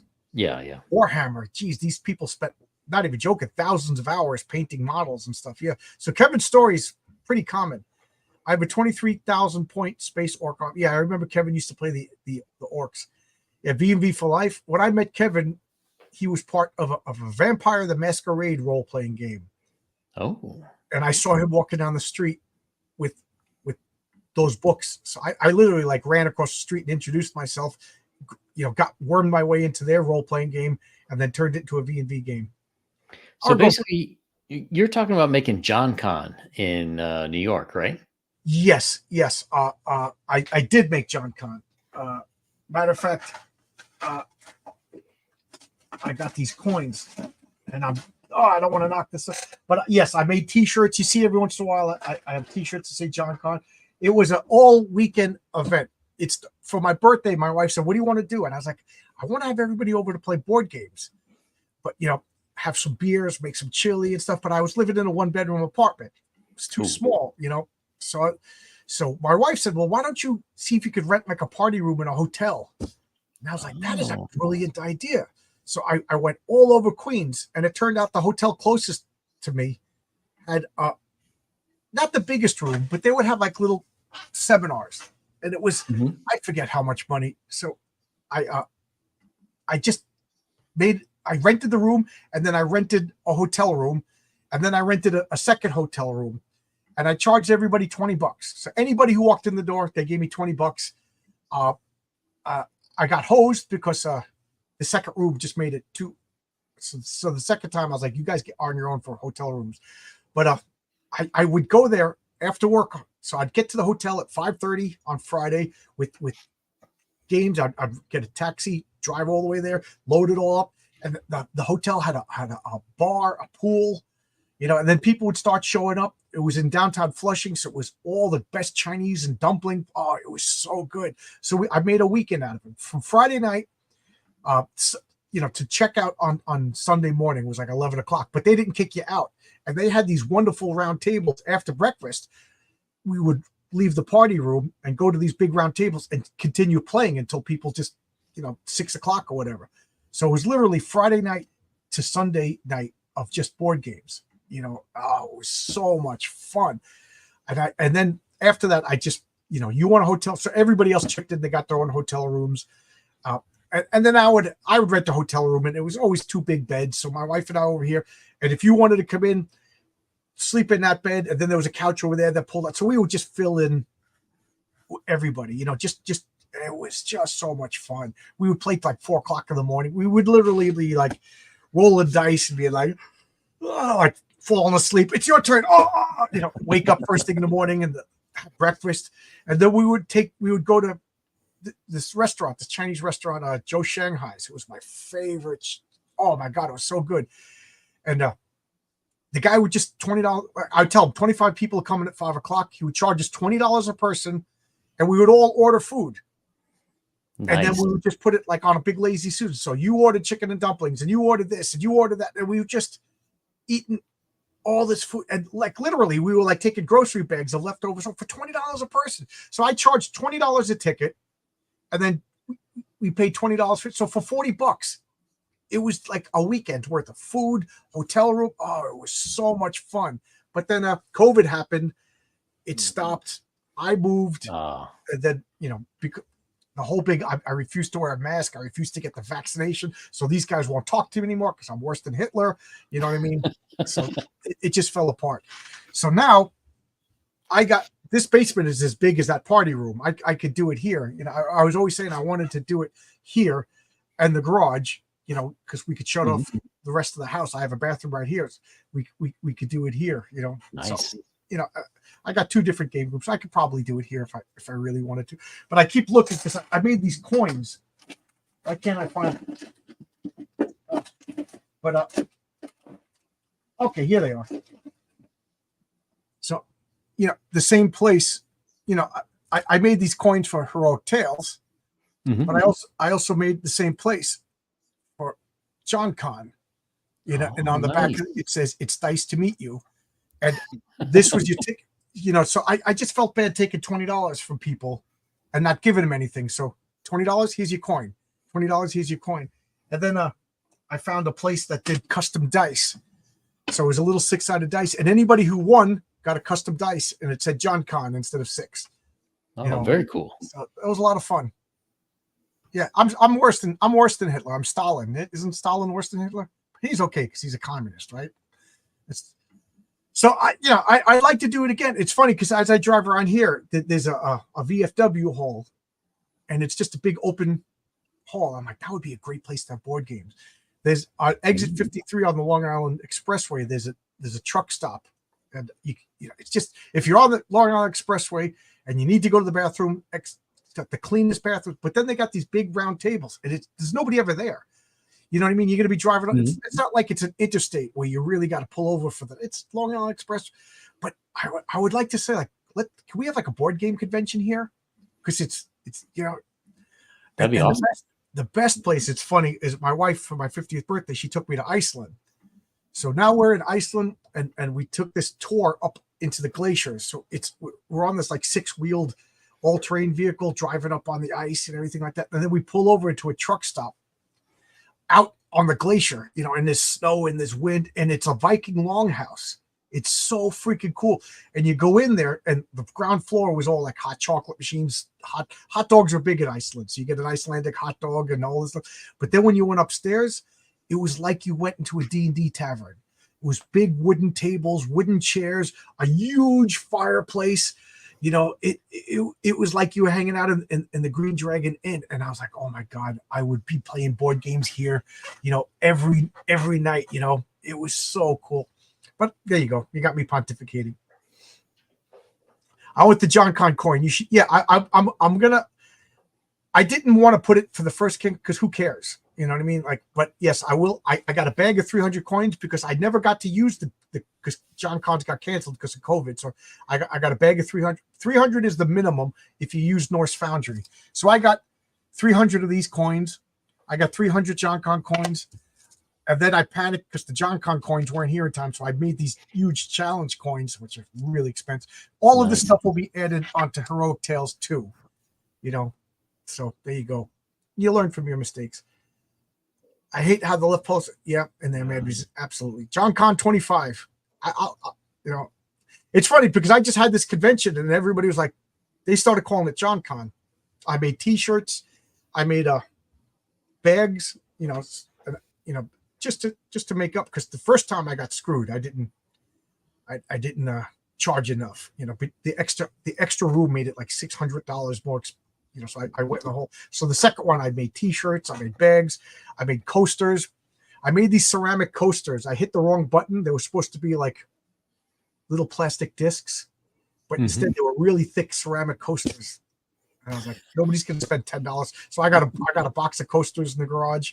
They're really nice coasters. Anybody wants a ceramic John Con coaster? I made stickers. So I found a lot of these places that make this stuff before. You know, I did it for the comic book. So I was always making swag and getting bitten, not selling it. I still got tubs of this stuff. You know, I got tubs of John Con shirts still. You know, I will put them on if my comic is successful enough. I will make a store and sell John Con stuff. But I can't imagine people wanting John Con stuff when you weren't there. You know, I live in New Mexico. Oh, talk to Kev. Talk to Kev. Oh, I was going to say that's why you got to have another John Con, so you can sell all that stuff. Yeah, I'll give it away at this point, you know.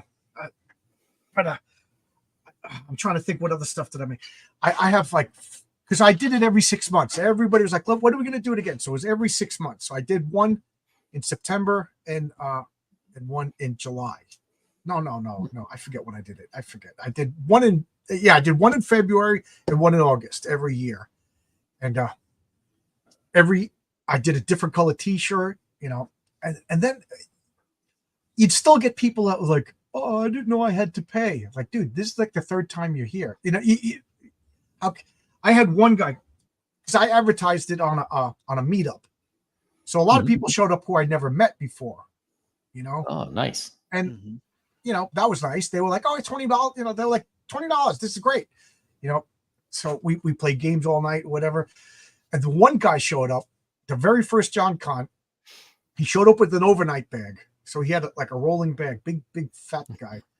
And he played games all night long. But I was too shy to ask people for money. I just figured everybody would be like, "Who do I pay?" Like a lot of people that I didn't know, they walked in the door with $20 in their hand. And like, "Oh, this is your event." You know what I mean? I figured everybody was going to be like, but this one guy's playing it. Finally, it's 1:30 in the morning, and I'm getting livid. I'm like, is this guy going to pay or not? Because I didn't want to go up and do. So finally, I'm like, "Hey, it's $20." He goes, "Dude, I don't have any money." I was like, "So why are you here?" He goes, "I don't have a job." I said, "So you found out where it was, you found out what date it was, you found out what floor of the hotel, and you found out that there was a free room because he had an overnight bag, but you didn't know you had to pay." I was like, "Get the F out of my," and then everybody was like, "Yeah, he does this all the time." He shows up at all the board game events. People buy him food. And it's funny because he started a meetup now. So I got notified because I run a meetup. So it's like, this might be to your interest. So I clicked and I saw it was him. And he was like, $20. And I said, "Dude, it's been 6 years. You still owe me $20. And he's like, I don't have a job." I said, it costs $160 to have a meetup. Where are you getting that money? I'll never let him forget that he still owes me $20. I'm that petty, ladies and gentlemen. But I just got so mad. And so that's why it was just like at the door, get the ugly part over. Like from now on, I learned at John Con, at the door, sorry, to the point where everybody was just like, "Here's the money, here's the money."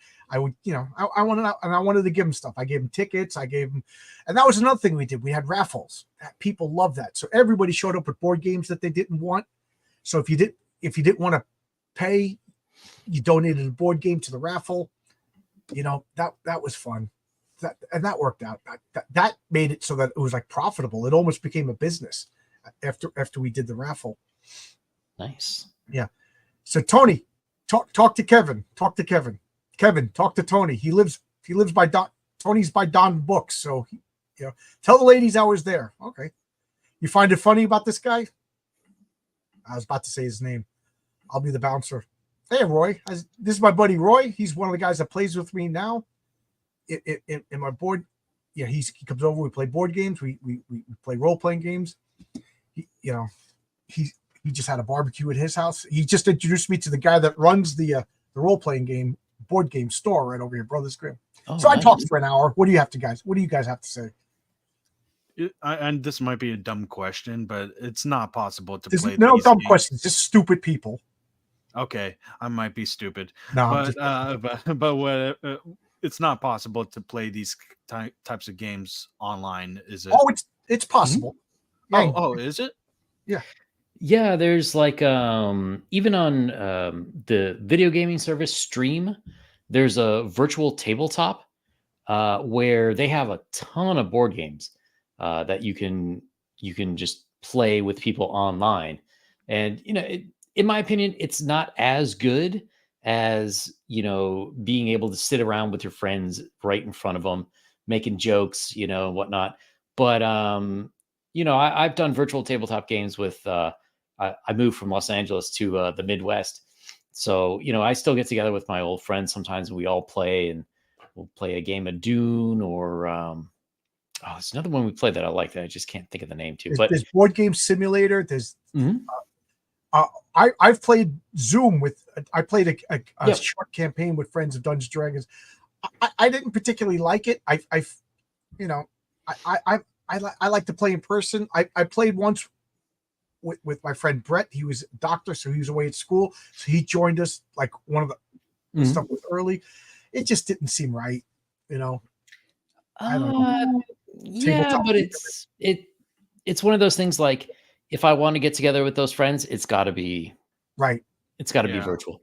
So right. you kind of get used to it. But yeah, if you want to play like tabletop role playing games, Roll20 and Foundry are the big two. You could just go on there and the people will list like, hey, I'm looking for X number of people for this kind of game, and sometimes they're running like pre-made modules either by the big companies or maybe like a famous third party creator, or sometimes they're doing their own homebrew and you just go and it's luck of the dice. I've actually had pretty good luck finding groups online. A lot of them are very flighty so there's always that, but I I it's I a good went way to to start. Gary. I forget what year it was, but I went to Gary Con because I've been I've been running my V&V forum, my Village forum since like 2000, and a lot of the guys who posted I've never met, and they all like, we're gonna go to Gary Con, let's go. So it was just a good excuse to go. So those of you who don't know, it's a board game convention for role playing named after Gary Gygax. It's in Lake Geneva, Wisconsin. So I went there. Um, it was in the winter. This hotel was like for golfers. So in the winter, it felt like we were at that place in The Shining. Like the kitchen was shut down. They just hired a guy for the weekend to make like hot dogs and hamburgers. You know what I mean? It was just a way for the hotel to make a little bit of money. It was really cool. But I learned playing like in a 4-hour session with with not newbies. These people were hardcore, with people I didn't know in a prepaid story. Here's your character. Oh man, it was excruciating. I hated it. But I got to play a game of Village Vigilantes with people that I've known for 10 years, maybe even 15 years, face to face. And so that was fun. But that's where I started playing board games, because they had a room full of board games, and I found Arkham Horror, the board game. Oh, nice. I was like, if this is a game that you could play solo and it's based on Lovecraft, and that was it. Now I got a whole basement full of board games. So that must have been around 2010 or so. So is there any versions of D&D you would say, like, if for any newcomer to avoid or something like that? No, I mean, I 4. Version 4. Okay. That's the one that no one talks about. I hear it's a fine game. It's just everyone says it's not Dungeons and Dragons. But any of the other games, there's what they call the OSR community, which are people who they really loved the basic edition from 74 and Advanced Dungeons and Dragons 1. They play it all the time. They love it. I played it. It's a great game to start. 5e is the current version, so it's probably easier. Well, it's also got the largest player base too, so it's going to be easier to find one of those. But they're all fairly simple. Like once you play, once you get a session under your belt, it's pretty easy. There's no reason to be intimidated. Yeah, I'm not intimidated. I'm just because I was intimidated at first, but after that one experience, yeah, I just I like the game. I just didn't like the politics that came with it at that time. Oh, well, there is that. But the thing is, like, you, it's okay to interview the table that you want to play at, just like it's okay for them to interview you, because there's different kinds of games for different people. Like, there's the infamous barista module, where like somebody wrote a whole module on how your character could be a barista in a fantasy world, which sounds utterly ridiculous. So if you're interested in a table, like say, hey, tell me about the game you're running or the campaign. Like the one I made, it's horror. It's in the vein, like if you played in the 70s, you would feel very comfortable playing in this world because it's like an old school horror theme, just using the more modern mechanics. But if somebody's like, no, we value not fighting and finding ways around things, you got to say to yourself, how much do I want to punch things in a fantasy world? That's the thing. Well, it's There's nothing fantasy wrong. for a reason. Yeah. So there's nothing wrong with asking people, like, Ask him, is tell me this about a the hack and style of your slash game. tape? Yeah, is this Yeah, this yeah. you know, I remember as a joke, I downloaded those like interview questions, like sensitivity, like what is your Yeah, trigger yeah, warning? And I thought this was the funniest thing. Like I was like, oh my god, I can't believe somebody would take this seriously. And I gave it out to all my players, and they started writing down. And I'm like, this is not going the way I thought they were all going to be laughing at me. And then I was like, it's a joke. They were like, oh, I thought this was a good idea. I'm like, dude, we've been playing for a year. You don't, you think I give a crap, about your trigger warnings? Well, should- you know what? It should be the reverse test. Exactly. That I actually like that form, because when I'm running the game, like if you come to me and you check off you're deathly afraid of spiders, and I'm gonna run raid the spider temple module, like I might tell you, like, you know what, this might not be the game for you. Wait, you don't even see the spiders. You just see the tabletop, right? Right. You talk about it. Yeah. Yeah, like why? Who cares if you don't Well, see that's the just it. spider? Yeah. Like Kevin said in the chat, it's theater of the mind. So if we were Yep. playing right now, I'd be like, okay, Luna, Yang, you guys are in a bar right now. You got your arm. Tell me what you look like, and then you describe your characters, things like that. And then I'm like, okay, in walks, and I would describe it, and then be like, I'll give you a description, and then based on your character background, maybe it's an orc, maybe you've never seen an orc before. You know what I mean? And then you're like, oh, orcs. We hate orcs. Orcs shouldn't be here, and then what do you do? And then you say, okay, I want to pick up a mug and throw it at the orc, or I want to talk to the orc. So whatever you want to do, me as the DM, I have all the rules loaded into my head and describe what you need to do to be successful. I want to stab the orc in the face, this combat chart, which, you know what I mean? But I don't want to burden you with memorizing charts. I think that's just like a newbie mistake that overwhelms people. Like, my wife played a few times. I'll never forget. She did, when I play my superhero game, the first time you play, I like you to do one session as Peter Parker before you even become Spider-Man. So you don't have any powers, you got nothing. And she got jumped by a mugger. And I'll never forget, she took off her high heel. She was a reporter going for a job interview in the 60s. She took off her high heel shoes and rolled a critical hit and almost killed the guy with the high heel to the temple. I was like, okay, Nice. You're ready for your powers. But that's, you know what I mean? But I didn't tell her to do that. I didn't burden her with numbers and charts and stuff like that. She was just like, well, that's what I would do in the situation. That's what I want you to do. You tell me what you would do in the situation. And then sometimes I have to understand the mental picture that I created for my head doesn't match the mental picture that you. And then maybe sometimes you'd be like, "Could you clarify?" That's fine too. But I don't use miniatures, because then just play a board game. I don't use maps with miniatures on the table the way I guess Gary Gygax used to play, because that's a tactical miniatures game, and that's a whole nother monster, which I do love, by the way. What is this comment? I'm a cook. I always wanted to play a bard who was famous traveling cook, changed playing music to me. Yeah, but I want to kill things with a sword. So whatever works for you. Some tables are hack and slash. Yes, some are social and intrigue, and some are. I famously tell the story all the time. My core 3 players, Paul wants to be a hack and slash. He doesn't care about anything else. He just wants to bash things apart. And we play a superhero game. His character, as if you took Magneto and the Hulk and fused them together, his character Magnum is a magnetic powered Hulk, and he just smashes everything.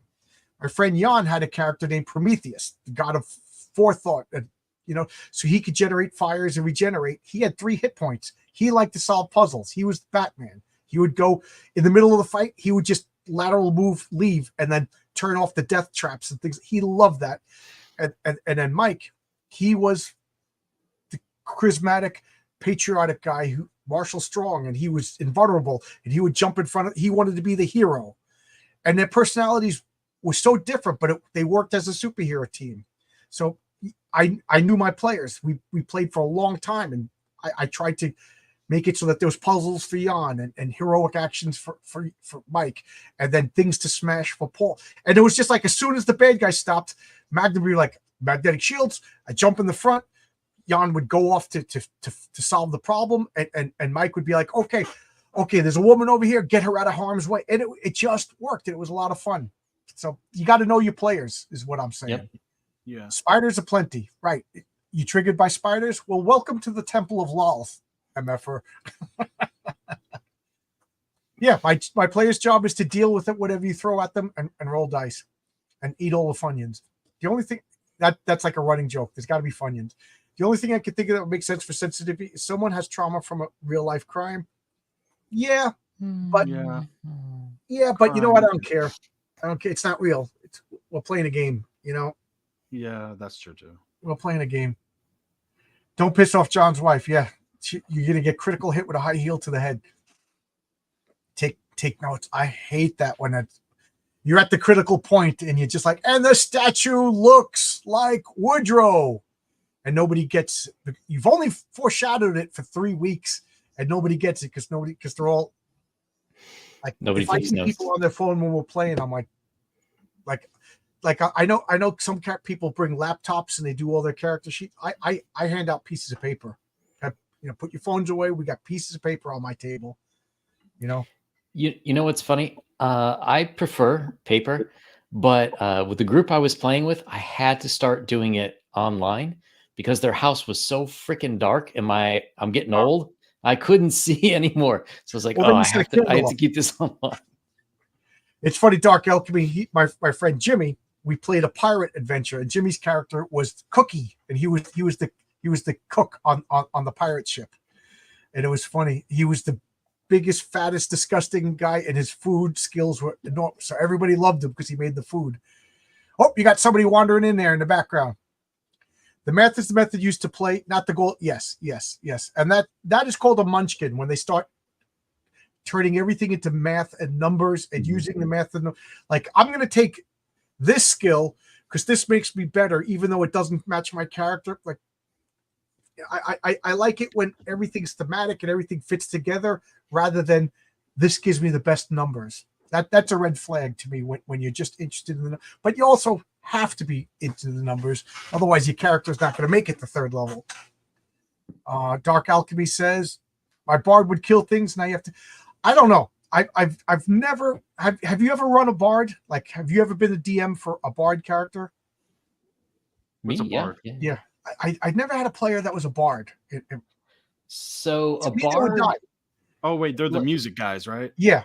Yeah, Oh, and yeah. they can sort of take on different roles in the party. Like you could be sort of like an undercover spy who's going around, getting information, playing music. They're famous for trying to sleep with everything. Right. I don't know. I've never had a bard, and I would just think if you played a bard in my game, I was like, oh, cool, your character's dying. Like, I wouldn't say that, but Unless they have music like powers, I don't know. Like you kicking open the door to the infernal Balrog. I play a LARP. Okay, this guy gets eaten first. Just like if you want to be in a wheelchair, fine. You're not making it to 2nd level. Slag versus Magnus. Yes, this was a Kevin's character was Slag. He was like a molten Hulk. Cool character. And if he used his power, he would melt, and that would destroy his armor, but he was semi-liquid. And then the longer he would wait, the more his armor would harden and get more powerful, but then it would get slow. And Magnus was my Magneto ripoff. So, of course, you make up an iron-based lava metal guy. I'm throwing a magnetic bad guy at you. So that was a fun fight. Bards became more capable with swords. You could be competent. Mm-hmm. Right. Yeah. Like I could see if you're swinging across the boat, grabbing the Maid Marian and then out the window. That would work. That would work. But the classic guy playing a LARP or brave Sir Robin, you're getting eaten by the monster first. I give out 3 ring binders to each of my players. That's a good idea. Oh, Kevin likes your dog. Kevin's into dogs. I had my friend Daniel. He was a mage character, and he would be like, "Okay, I cast Fireball." I knew what Fireball did, but I would say, "Okay, what does it do? Do you have the material?" And he said, "It's your job to have, So I told him, write down all your spells on index cards, so you have all your rules. It's not my job to remember what your spells do. So then I actually bought him a cool blank spell book. I'm holding up my phone, and I said, write all you and have this as your spell book. And he still wouldn't do it. So like every fight, it got to be he just used his magic items because he refused to learn what he would like be flipping through which book was the spell, which one, like write down your freaking spells, dude. You got to be prepared. You pick the hardest class to be prepared for. A fighter just has a sword. Has anyone played Watchmen? What do you mean by Watchmen? Is this a game or is this a module based on the Watchmen for the DC? So I need a little bit more information, but I have never played anything Watchmen related as far as role playing. Yeah, no. A bunch of number crunchers. Yeah, it's normal. It's normal to have number crunchers. Do you have that, Munchkins? Yeah, of course. Bards are bad. I've never had a bard. Bards are Captain America. Captain America's a hero. Bards are the jack of all trades. So they can fill a missing role. Yeah, I don't know. Just be a thief. If they have like music magic, like this spell can turn everyone to sleep, or this spell can like unleash a shockwave or something like that, or something like that, then it would make more sense. Yeah, they do. They have magical bard spells. They have magical bard instruments. I remember in Dragon Magazine they had a joke so funny that it would cause you to make saves and you would take damage for every round that you were laughing because you couldn't get until you died. I thought that was funny. Like the Joker gas. Yeah. So the bard tells a joke and kills all his audience. That's all funny. I don't know. Are bards Captain America? Now you got me thinking about this. Like if Captain America was a D&D character, would he be a bard? I think he would be a paladin. Yeah, paladin or maybe barbarian. Barbarian. Hulk is a barbarian. Captain America, for sure. Captain America is a paladin.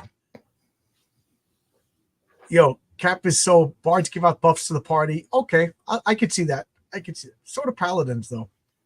I feel like a paladin or a fighter. So, do you have people who play paladins, Yang, in your games? Sure, got one right now. How does he do it? Is he a fun player? I think a paladin is a tough thing to play, but rewarding if they play it well. He's a fun player. He had his powers taken away by his god, though, because his god is all about bringing life. So much the fact that she's the goddess of fertility and alcohol. So she wants everyone to get drunk so they bone and make more kids. But he unfortunately took part in some human sacrifices. So he lost his powers for a good while. No, you don't do that. Paladins are the holy warriors, Mm-hmm. Do you believe in the anti-paladin? Well, it's funny you say that because in 5e, you don't have to be lawful good to be a paladin. You can be any sort of alignment. Whatever alignment your god is, that's the alignment you could be to be a paladin. So, if your god's evil, then effectively you would be the anti-paladin. You would be an evil paladin. I could see the logic behind that, but I don't. Emotionally, I'm like, no, that's wrong. But I could see the logic behind that. Like a true neutral paladin, like what do you do? I'd fight you, but my god doesn't care. I'm going to stay here on my potato farm. Yeah. Now, if you wanted to be a paladin, would you like? I just remember from the second edition, you had to have a 17 charisma. If you didn't roll the 17 charisma, would you just say you have a 17 charisma, you're a paladin, or do you have to roll and get those stats to be that? Wizard, I think you had to have a 15 intelligence or whatever. I think in 5th edition they made everything 15. You have 15 in whatever the main stat for that character is to play that character. But it kind of depends on how you want to play it. If we were playing like it's called California roll, you roll 4 d6s and drop the lowest number. If you couldn't get that, or let's say you rolled a 17 in some other stat, I might allow you to swap those two. Oh, see, I just you have 6 stats. I let you roll 6 stats, and you could assign them. You actually do it. You're rolling right now for your strength. You're rolling right now for your intelligence. That's hardcore.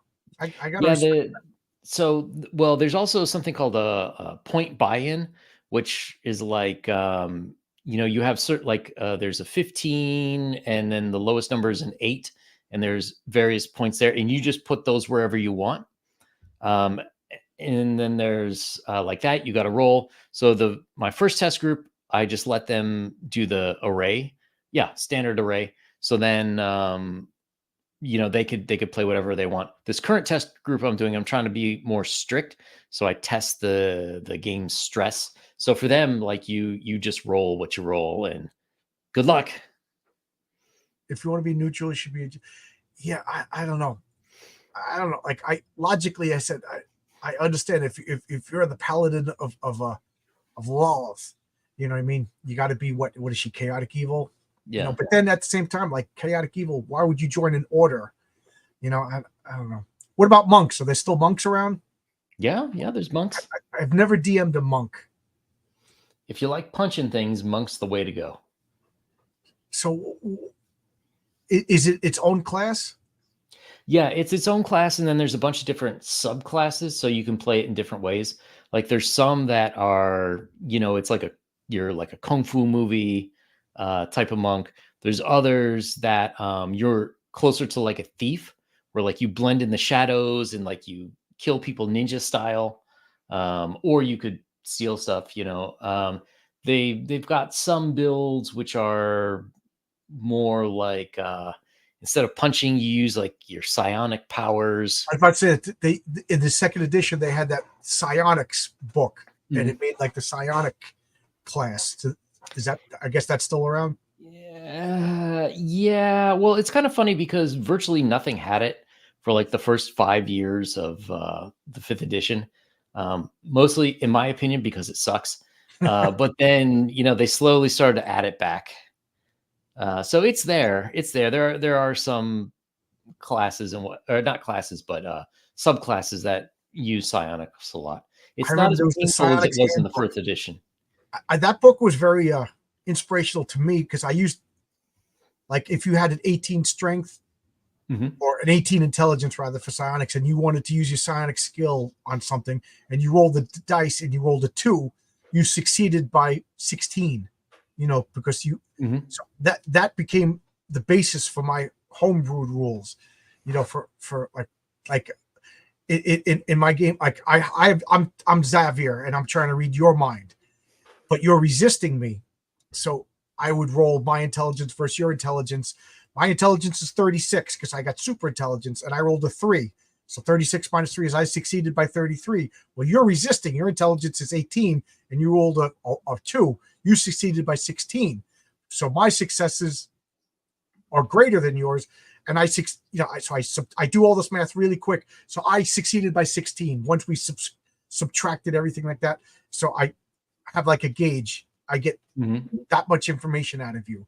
I try to do it as fast as possible so nobody knows I'm doing math. But you know what I mean? Like, but now my intelligence is 12 and I rolled a 10. I succeeded by 2. Your intelligence is 15. You rolled a 9. You succeeded by 4. You blocked me. You know what I mean? So nobody, and it seems to solve arguments because you can't really argue with math. Yeah. Well, the thing that really stunk about the, like, at least 1E was you had to do all the psionic stuff first in combat. So like you and I would just be like, it was so fast here.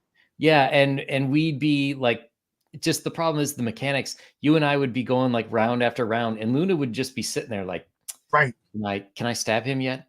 Right. Because psionics is supposed to be 1,000 times faster than physical combat. Yeah. But the rules were so complicated. So I've never played with psionics. I read the books. I thought they were fascinating, but just that, if it's not fun for the players, then it's not fit for purpose, if you ask me. It's a cool concept, but I think they've never really found a way to implement it. In the fifth edition, it's just like a spell, but instead of being like magic, it's psionic. It's kind of lame. I think psionics is a science fiction-y concept. It doesn't fit in D&D. It's like pulling out a laser gun. Yeah. Well, they had that they had that one Great module, like White Mountain, I think, where Great Barrier Expedition to the Great Barrier Peaks. I have it right over there. I liked it because it like expanded the Mind Flayers as a spacefaring race. Since that module, the Mind Flayers have become my favorite D&D monster. to the point I cringe anytime anybody goes, "Oh, Stranger Things, the Mind Flayer." I'm like, that's not a Mind Flayer. I like alignment being classes. Yeah, I think barbarians should be like neutral or chaotic. Like lawful barbarians doesn't sound right. Like then you're civilized and you're not a barbarian. Monks should be lawful or neutral. A chaotic monk, because monk means a monastic lifestyle, which implies discipline. So I agree with you, Zach Tan. There could be orders dedicated to chaos. Ras Al Ghul, right? Yeah, but is Ras Al Ghul?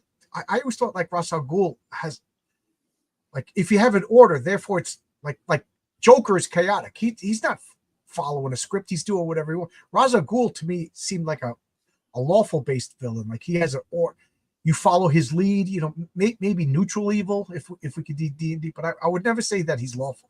Darkseid is lawful evil. All the most powerful bad guys, if you ask me, are lawful evil. Like Darth Vader, Darkseid, you know, Thanos. Thanos is neutral evil.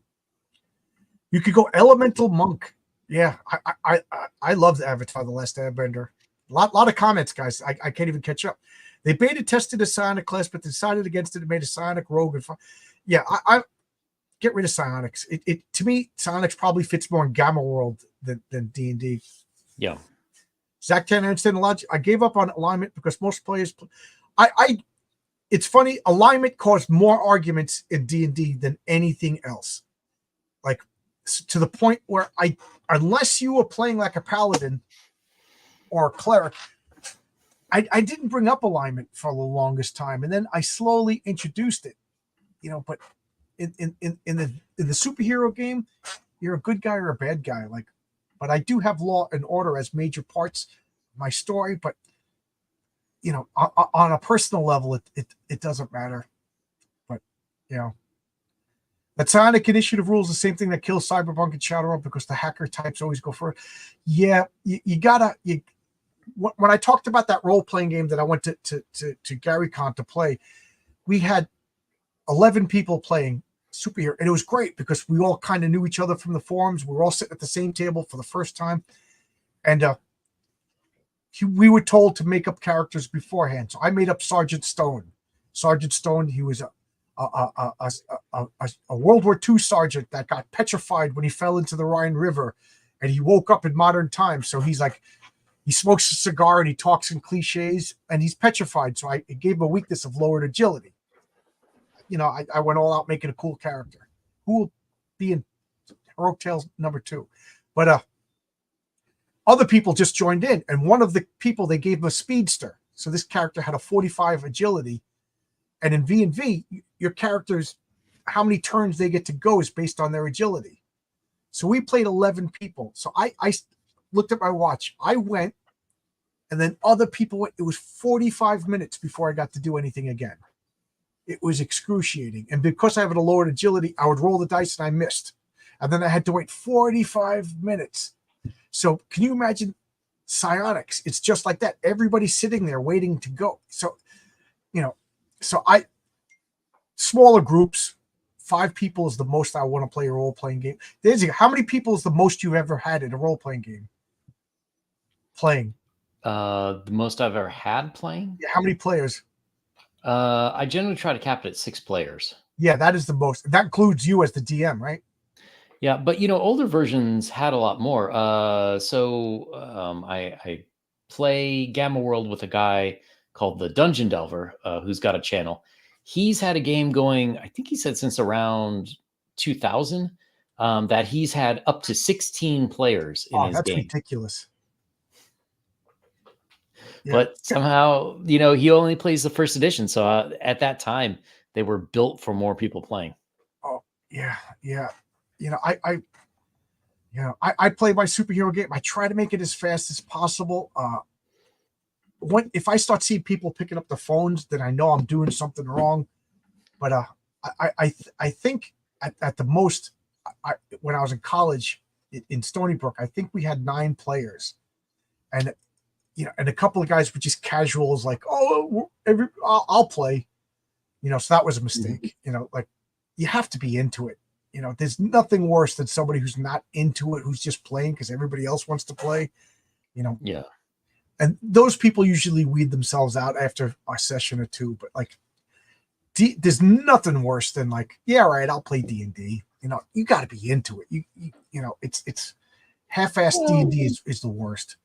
Yeah, but I think, give them like a separate session, get a few newbies together and maybe grab one veteran and do like a separate one so you can see if Right. they actually are interested. Because, new people don't know what they don't know. Right. So maybe this person would be super into it. So give them a chance, but I could see like not disrupting your main. I'll give anybody a chance. But my point is, like, my friend Jimmy, we were best friends, a different Jimmy than the one that still plays. And I always tried to get him to play. And then finally I'm just like, if I have to try this hard, it's going to be terrible. So I just stopped, and I remember I would be like, let's play. And then he had a summer house upstate. And at night, there's nothing to do. This is before cable, this is before computers. And the kid that his family knew, he was into D&D. And he's like, oh, yeah, my friend John's always trying to get me to play. Maybe I'll play. There's nothing else to do. So my friend was given a set of hardcover books. The guy said, here, read all these, and we'll play tomorrow. And Jimmy's like, I got homework? Like, it was the absolute worst thing to do. You should have just said, okay, you ready to play? Okay, you want to be a fighter? Let's make up a character and just start having him killing orcs right then and there. But here, read all these. You don't have to read the Dungeon Master's Guide. No. Read all these books and memorize all these charts and graphs. Okay. So Jimmy was just like, nah, I'm good. Yeah. If it's organized, I don't know.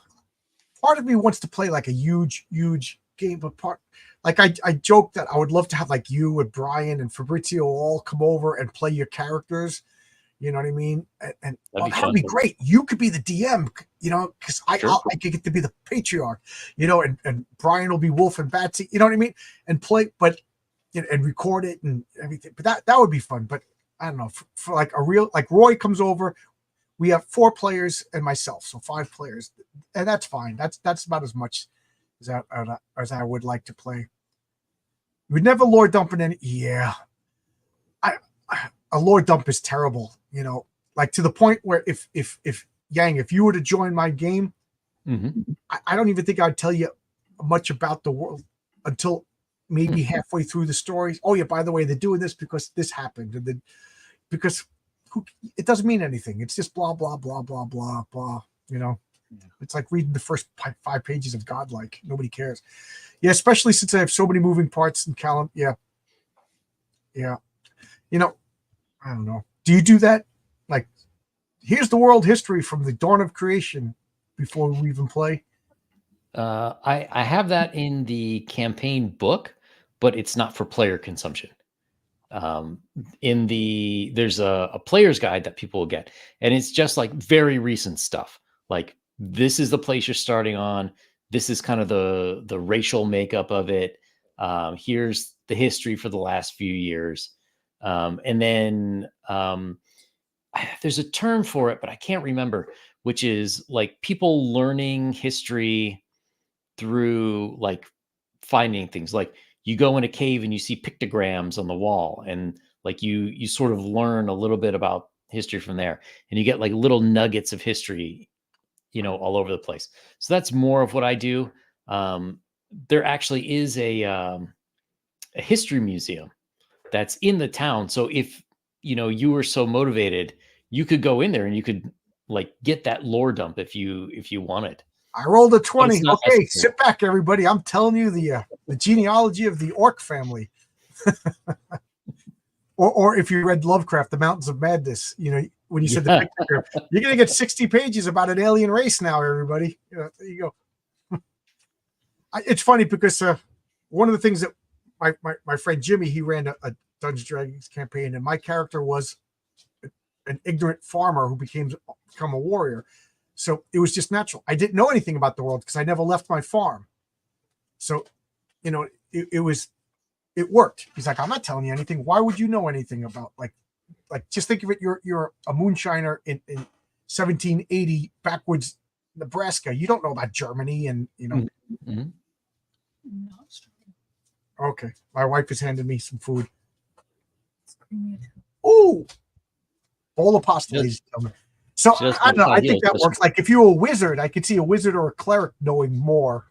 But just like farmer turning his plowshare into a sword. I would go that route for the first time playing with people. I did play Hermit the first time I played, so Oh, there you go. Oh, perfect. Oh, do you have rules for playing other races? Like if in my game, if you're playing a hobbit, like be prepared to or a halfling, be prepared to have a hard life because it's a harsh world and the small people get oppressed real easy. And then if you're going to be an elf, like my friend Joanne wanted to be an elf, but she was like, "Nah, I don't know magic. I don't want to." I'm like, "Then why do you want to be an elf?" Like, because it was understood in my world, the elves are like they're keeping the magic away from the lesser. You know, it's not so much Tolkien's world; it's my world, with things that you might recognize. Like you'll recognize elves, but the elves they don't mix with humans. They don't like humans. You know, why would they like somebody that dies in 100 years when we live for thousands, and they have all the arcane knowledge? So she really wanted to be an elf. So I started giving her secrets that she would know because everybody else was a human, and she's like, "I don't want to know any of that." I'm like, "Then you're just a human with funny ears." But whatever. Yeah. So we compromised. She was a wood elf from like a barbarian cut off tribe. So that worked out. Yeah, I think you need some of that. So in my world, the default race is kind of humans. There Yeah. are hobbits, halflings, whatever you want to call them, and gnomes. You don't see them a whole lot in most of the world, but in this one country you start and you see them because they've outlawed killing them. Traditionally, you would kill them and use their body parts to make luck potions. So they kind of like the humans. They're out in the world. Dwarves kind of keep to themselves, but they like to do business. And the elves, the area you start in that used to be elf territory, and 80 years before the humans came in and took them over, and they've killed a lot of elves. And so, like you said, elves live for thousands of years. Well, there's stories about long-lived elves, but there's only one or two that are over 80 because all the rest have been killed. Oh wow. Or have diseases. So maybe they live longer, maybe they don't. Who knows? It's funny that you said that because I made up my campaign world before I read. I read Lord of the Rings and I read The Hobbit, but I didn't read the Silmarillion until maybe 3 years ago. So I didn't know. Like I just thought of elves as long-lived humans. You know what I mean? So but I in Tolkien, elves are part of nature. They can't get sick. They can't get ill. The only way for an elf to die is like violence, starve to death, or get depressed. But other than that, elves can't die. So, but I made it the opposite, that elves are very susceptible to diseases in my world. So they don't want to have anything to do with humans. If a human doesn't go to an elf city, because that's like a leper going into an elf.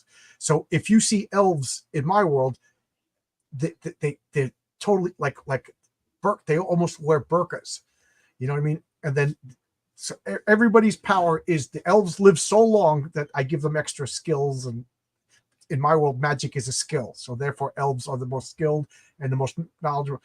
Orcs' main power is that they spread disease. They're just disgusting. That in order to be an orc, you have to and survive to adulthood. You've contracted and resisted every disease, and then that's what they do. So they will just move in and set up camp, and 80% of the city is dead from disease. So, and then the ones that survive are weakened, and then they're the creatures from Bone Tomahawk. They're eating you, they're chopping off your legs. You know what I mean? And then they're using you as breeding stock, because elves aren't a race so much as a state of mind. They're just horrible, tortured, twisted. Some elves are part dwarf. Like orcs could breed with anything. You know what I mean? So some of them are part elves, some of them are part, and then humans are like savage, like civilized orcs to the elves. They spread disease, they breed too much, so they don't like. And then nobody likes the dwarves because the dwarves are like xenophobic in my world. They stay underground, they don't cause problems. You could hire them to do stuff, but for the most part, what you surface dwelling people do, that's fine by us because it doesn't matter, because and then gnomes are like legendary. Nobody really sees them. I have like I haven't even introduced them in my game, and we've been playing for 20 years. I have like a grand design for the gnomes. They're like geniuses. I treat them as like, you know, super rare artificers and stuff like that. But around up. So, do you have like evil races? I know no race is evil anymore. The Dro or Drow. I say Dro. I don't know. I get corrected all the time. They exist, but how evil they are is a matter of perception. So they're in this kingdom, the Empire of the Undying Sun, and there's humans there who hate them, and they swear that they're evil because the Dro, you know, they live in some underground city in the desert, and they keep raiding like what do you call it, like commerce barges and caravans and things like that, and they call them murderers. But if you go there and you ask them, they'll say, no, this was our kingdom. We got driven out by these guys, and we're just here trying to eke out a living. But they basically hate each other and want to kill each other. So it's up to you to decide who's evil or who's more evil, depending on your point of view. Yeah, in my game, orcs are evil, irredeemably evil, Yep. and Dro are sinister evil. Like they're underground, and they've encountered, you know, Lolith and these spider gods. And what happens is these spiders. I read someplace that spiders can transmit disease. So I was like, what happens if these spiders are the means of their religious form? Like, so literally the disease that they transfer is their religion. So they get infected with this germ that literally makes them worship this horrible being. So whether or not they're meant to be evil or if they become evil, but they are just carrying, basically their god is a virus. Lolith in my game is not a giant spider woman. She's literally a collective gestalt of germs, you know. So they all like, Lolith is within us. We worship Lolith because like the disease makes them worship her. So that's, yeah, it's like a parasitic being. So in a way, Dro are kind of like, you could be cured, but then they're just like, now what do I do? You know, like their skin is darkened because they have this disease from living under the ground. So there's no redemption for the orcs. They just like that, you know. Like you could, if you found a baby orc and nurtured it, it would just be like the worst troublemaking kid because it's like genetically damaged. You know, it's like to the point where you're just like, get this kid out of my house. He's a bully, or you know. So I don't know. Very cool. So actually, my friend has a cowboy character that contracted the Lolith germ, and he's unwillingly a priest of Lolith in the Old West. Because all my worlds are connected. There's tunnels and routes and stuff like that. So like you could find like these ways through worlds, you know, and next thing you know, you're one of the guys was driving a car, and all of a sudden he's like, did I just see an owl bear? Because he hit one of the soft places, as we call them. So that's like a landmark in my V&V world. There's an old Impala in the forest. And one of the characters knows that there's ammunition and guns in the trunk, but his V&V, his D&D character doesn't know that. He's like, it's killing me that I know what's in that trunk. A wolf spider killed the co-founder of Slayer through necrosis. Real world. There you go. So orcs are Brazilians? Why? Are Brazilians naturally bad? I don't know. I never met a real Brazilian. Yeah. I have a Panamanian aunt. She's pretty nice. Good. She's not an orc. We have established that your aunt is not an orc. But I do got a curious question.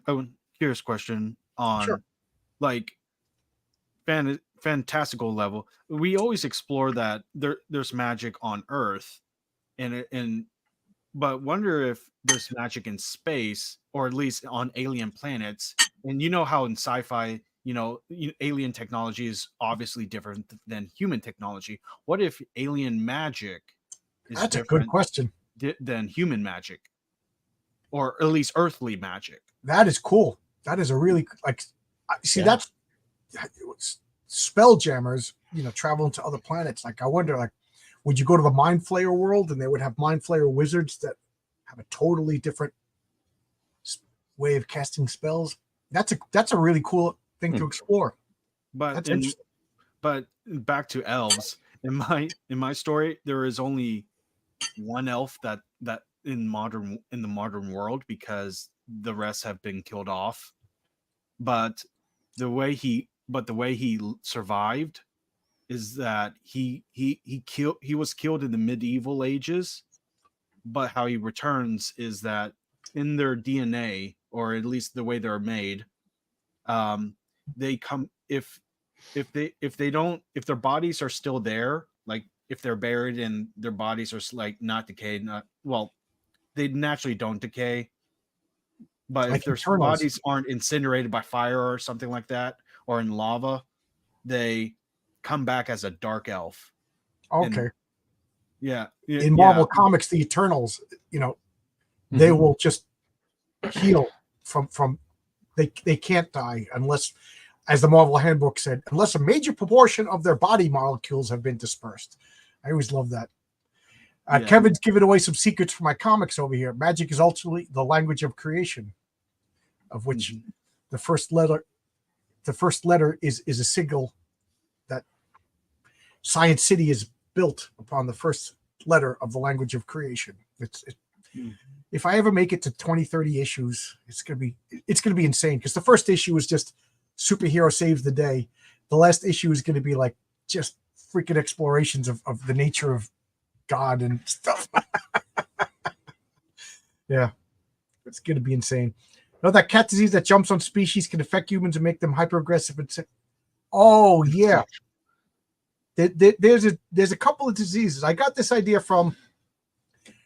There's a fungus that'll turn ants into like zombies. Oh, I've seen that. And then the ants, like, they spread this fungus. Like, they're basically, the ants' will is removed, and they're doing what the fungus wants. And then when they feel like they're gonna die, they actually go up a tall tree and like fall, and then their bodies will get caught in the wind to spread the fungus someplace else. I was like, how cool is that? So that's where I got this idea of this religion is transmitted through germs. It's not cool in real life, though. It's not cool in real life. I don't want to be anywhere near that. Cordyceps or something like that.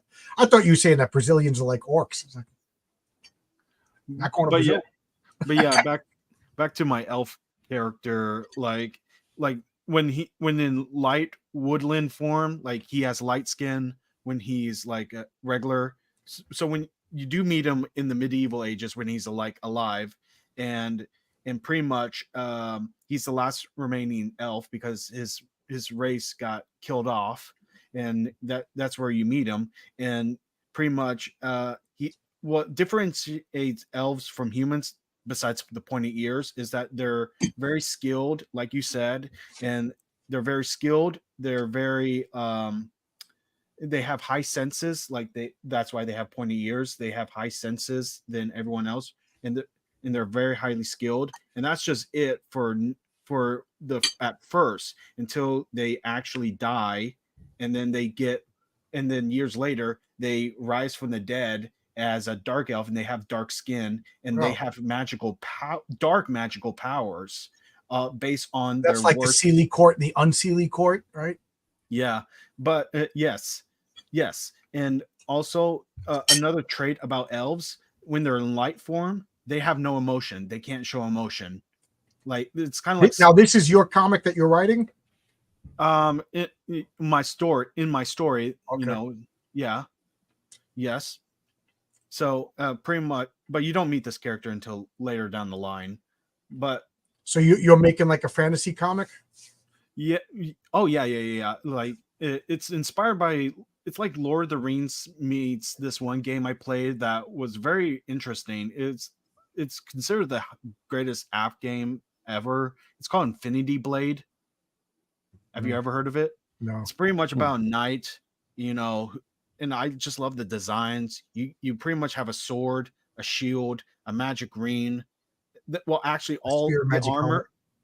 well, he has a magic helmet, That was magic the old sword, Bugs Bunny magic cartoon. shield, and then magic armor. All his items are magical. So he pretty much gets revenge on this king that killed his father. So you have to go through all these bosses to kill the king. So you have to face this giant, this Okay. jester, and I'm taking the art style. Like I want to do that art style, like gothic kind of, like gothic knight, medieval type. Yeah, I bet writing story in your world would be fun. Yeah, but but yeah, like but the dark. But so to the elf, when you meet, so he comes across as emotionless, and in the main character of that story is like a knight who finds a magic ring that gives him super speed. You're telling everybody your whole story. You gotta save something. Save something for us You're to right. read. But all right, I know. all I right. do that too. I spoil a lot of things. We're gonna end it. This 2.5 hours, but I don't know if I asked you already, Yang. Like I know D&D allows like classic D&D. There's dwarves, there's elves, there's gnomes, halflings, humans, of course, and then half orcs, and then half elves. They expanded that. Like I keep hearing people talk about tieflings, and I don't know anything about that. There's way too many. So tieflings were around in 1E, but they weren't really a playable race. But now there's like 3 different kinds of bird races. There's elephant people. I mean, it's just gone off the rails. Furries. Yeah, yeah. Yeah, I remember playing D&D with Kevin, and my friend Lane wanted to be a centaur. And I was like, no. And he's like, come on, I want to be a centaur. And then I was just like, all right, be a centaur. Who cares? Like, so he was a centaur. Like it didn't break the game, didn't change the game, you know what I mean? But like, I don't know. So I mean, it gave him more hit points. He could run fast, and then he was getting mad because everybody was like jumping on his back to run, you know what I mean? Like, because he could run fast. I'm like, you're going to be a centaur. You're going to get ridden around by everybody, so to deal with it. But, I don't know. Like, would you let somebody be a minotaur or a dragon or I mean, it is a fantasy. Like, come on, you can't be a dragon. It's a fantasy game. Yeah, one of the guys in my first test group, he really, really, really wanted to be a minotaur. So I said, okay. But one of the things about my game is you can be all these other races if you want, but people will freak out just like, in our world. So everywhere this guy went, people were often trying to eat him because, if you eat the heart of a magical creature like this, you'll get their strength. Then you had other people who started worshiping him as a god. So he sort of ran into a lot of problems. Which okay, if you want to deal with those problems, I'm fine with that. I had other people who wanted to be the tieflings, and tieflings are creatures which are part human and part demon. So they have like horns and tails and stuff. So if they didn't hide their appearance, everywhere they went, there would be a posse of villagers trying to kill them. Yeah, makes sense. You know what I mean? Like, I don't know, like in my fantasy world, an elf walking into a human town, there would be prejudice. I mean, if you could accept that there's racism in this world, you can only imagine the racism in a fantasy world. Like, I don't like it's not going to be like the Star Wars cantina with you do with all these different aliens just hanging around and talking. Like, yep, you're not gonna go into a dwarven village unless you got a purpose. The dwarves will. You're not making it in. They're not letting you in. The dwarves are like just super clannish in my game, and the elves you'd be killed before you made it to the door. The archers wouldn't let you make it because they don't want to get the disease. But the halflings they go where they're protected because they're weak. So I just think like, okay, you want to be a minotaur? You live out in the woods by yourself. You're like a, and then there has to be some sort of story plan. Like, why are you joining this party? Why are you helping out? Like, because you're just thinking, oh, cool fantasy game. But I don't know. I'm big into story. I'm big into continuity. Things have to fit. So I could, like, if you wanted to be a dragon, the only way I'd ever allow you to be a dragon is like, you know, dragons take human forms sometimes, like, and you don't know you're a dragon, because in my world, dragons are the ultimate alpha thing, and the only thing a dragon would hate is another dragon. So it's like, all right, you want to be a dragon? Like, okay, you don't understand like dragon lore because you're not a 10,000-year-old dragon. So all right, you're going to turn into a dragon. You're going to make yourself known, and some other dragons are going to be like, I smell a rival. I and you're going to get killed by a 10,000-year-old dragon. So all right, think about what you want to be. Yep. Yeah, dragonkin are a thing in D&D now. Dragonborn, yeah. Oh, yeah. I don't know. I don't know. Just be a human. Be a human. Like I tell people, okay, just be a human until you know my world, and then pick. Like, I don't recommend you being a wizard, because I got ruled. Like in my world, like magic. Just think of like right now, if you're an electrician, the unions are going to come around like, you got to join the want to join the union? You want to join the? Just imagine you're a wizard. That would be like, you're literally, like in my world, it's the language of creation. This is a well guarded secret. You're not going to be what in my world I call a rogue practitioner. The wizards are going to come down, and these are wizards. Like, you got one chance to join our order, and if you say no, they're going to kill you.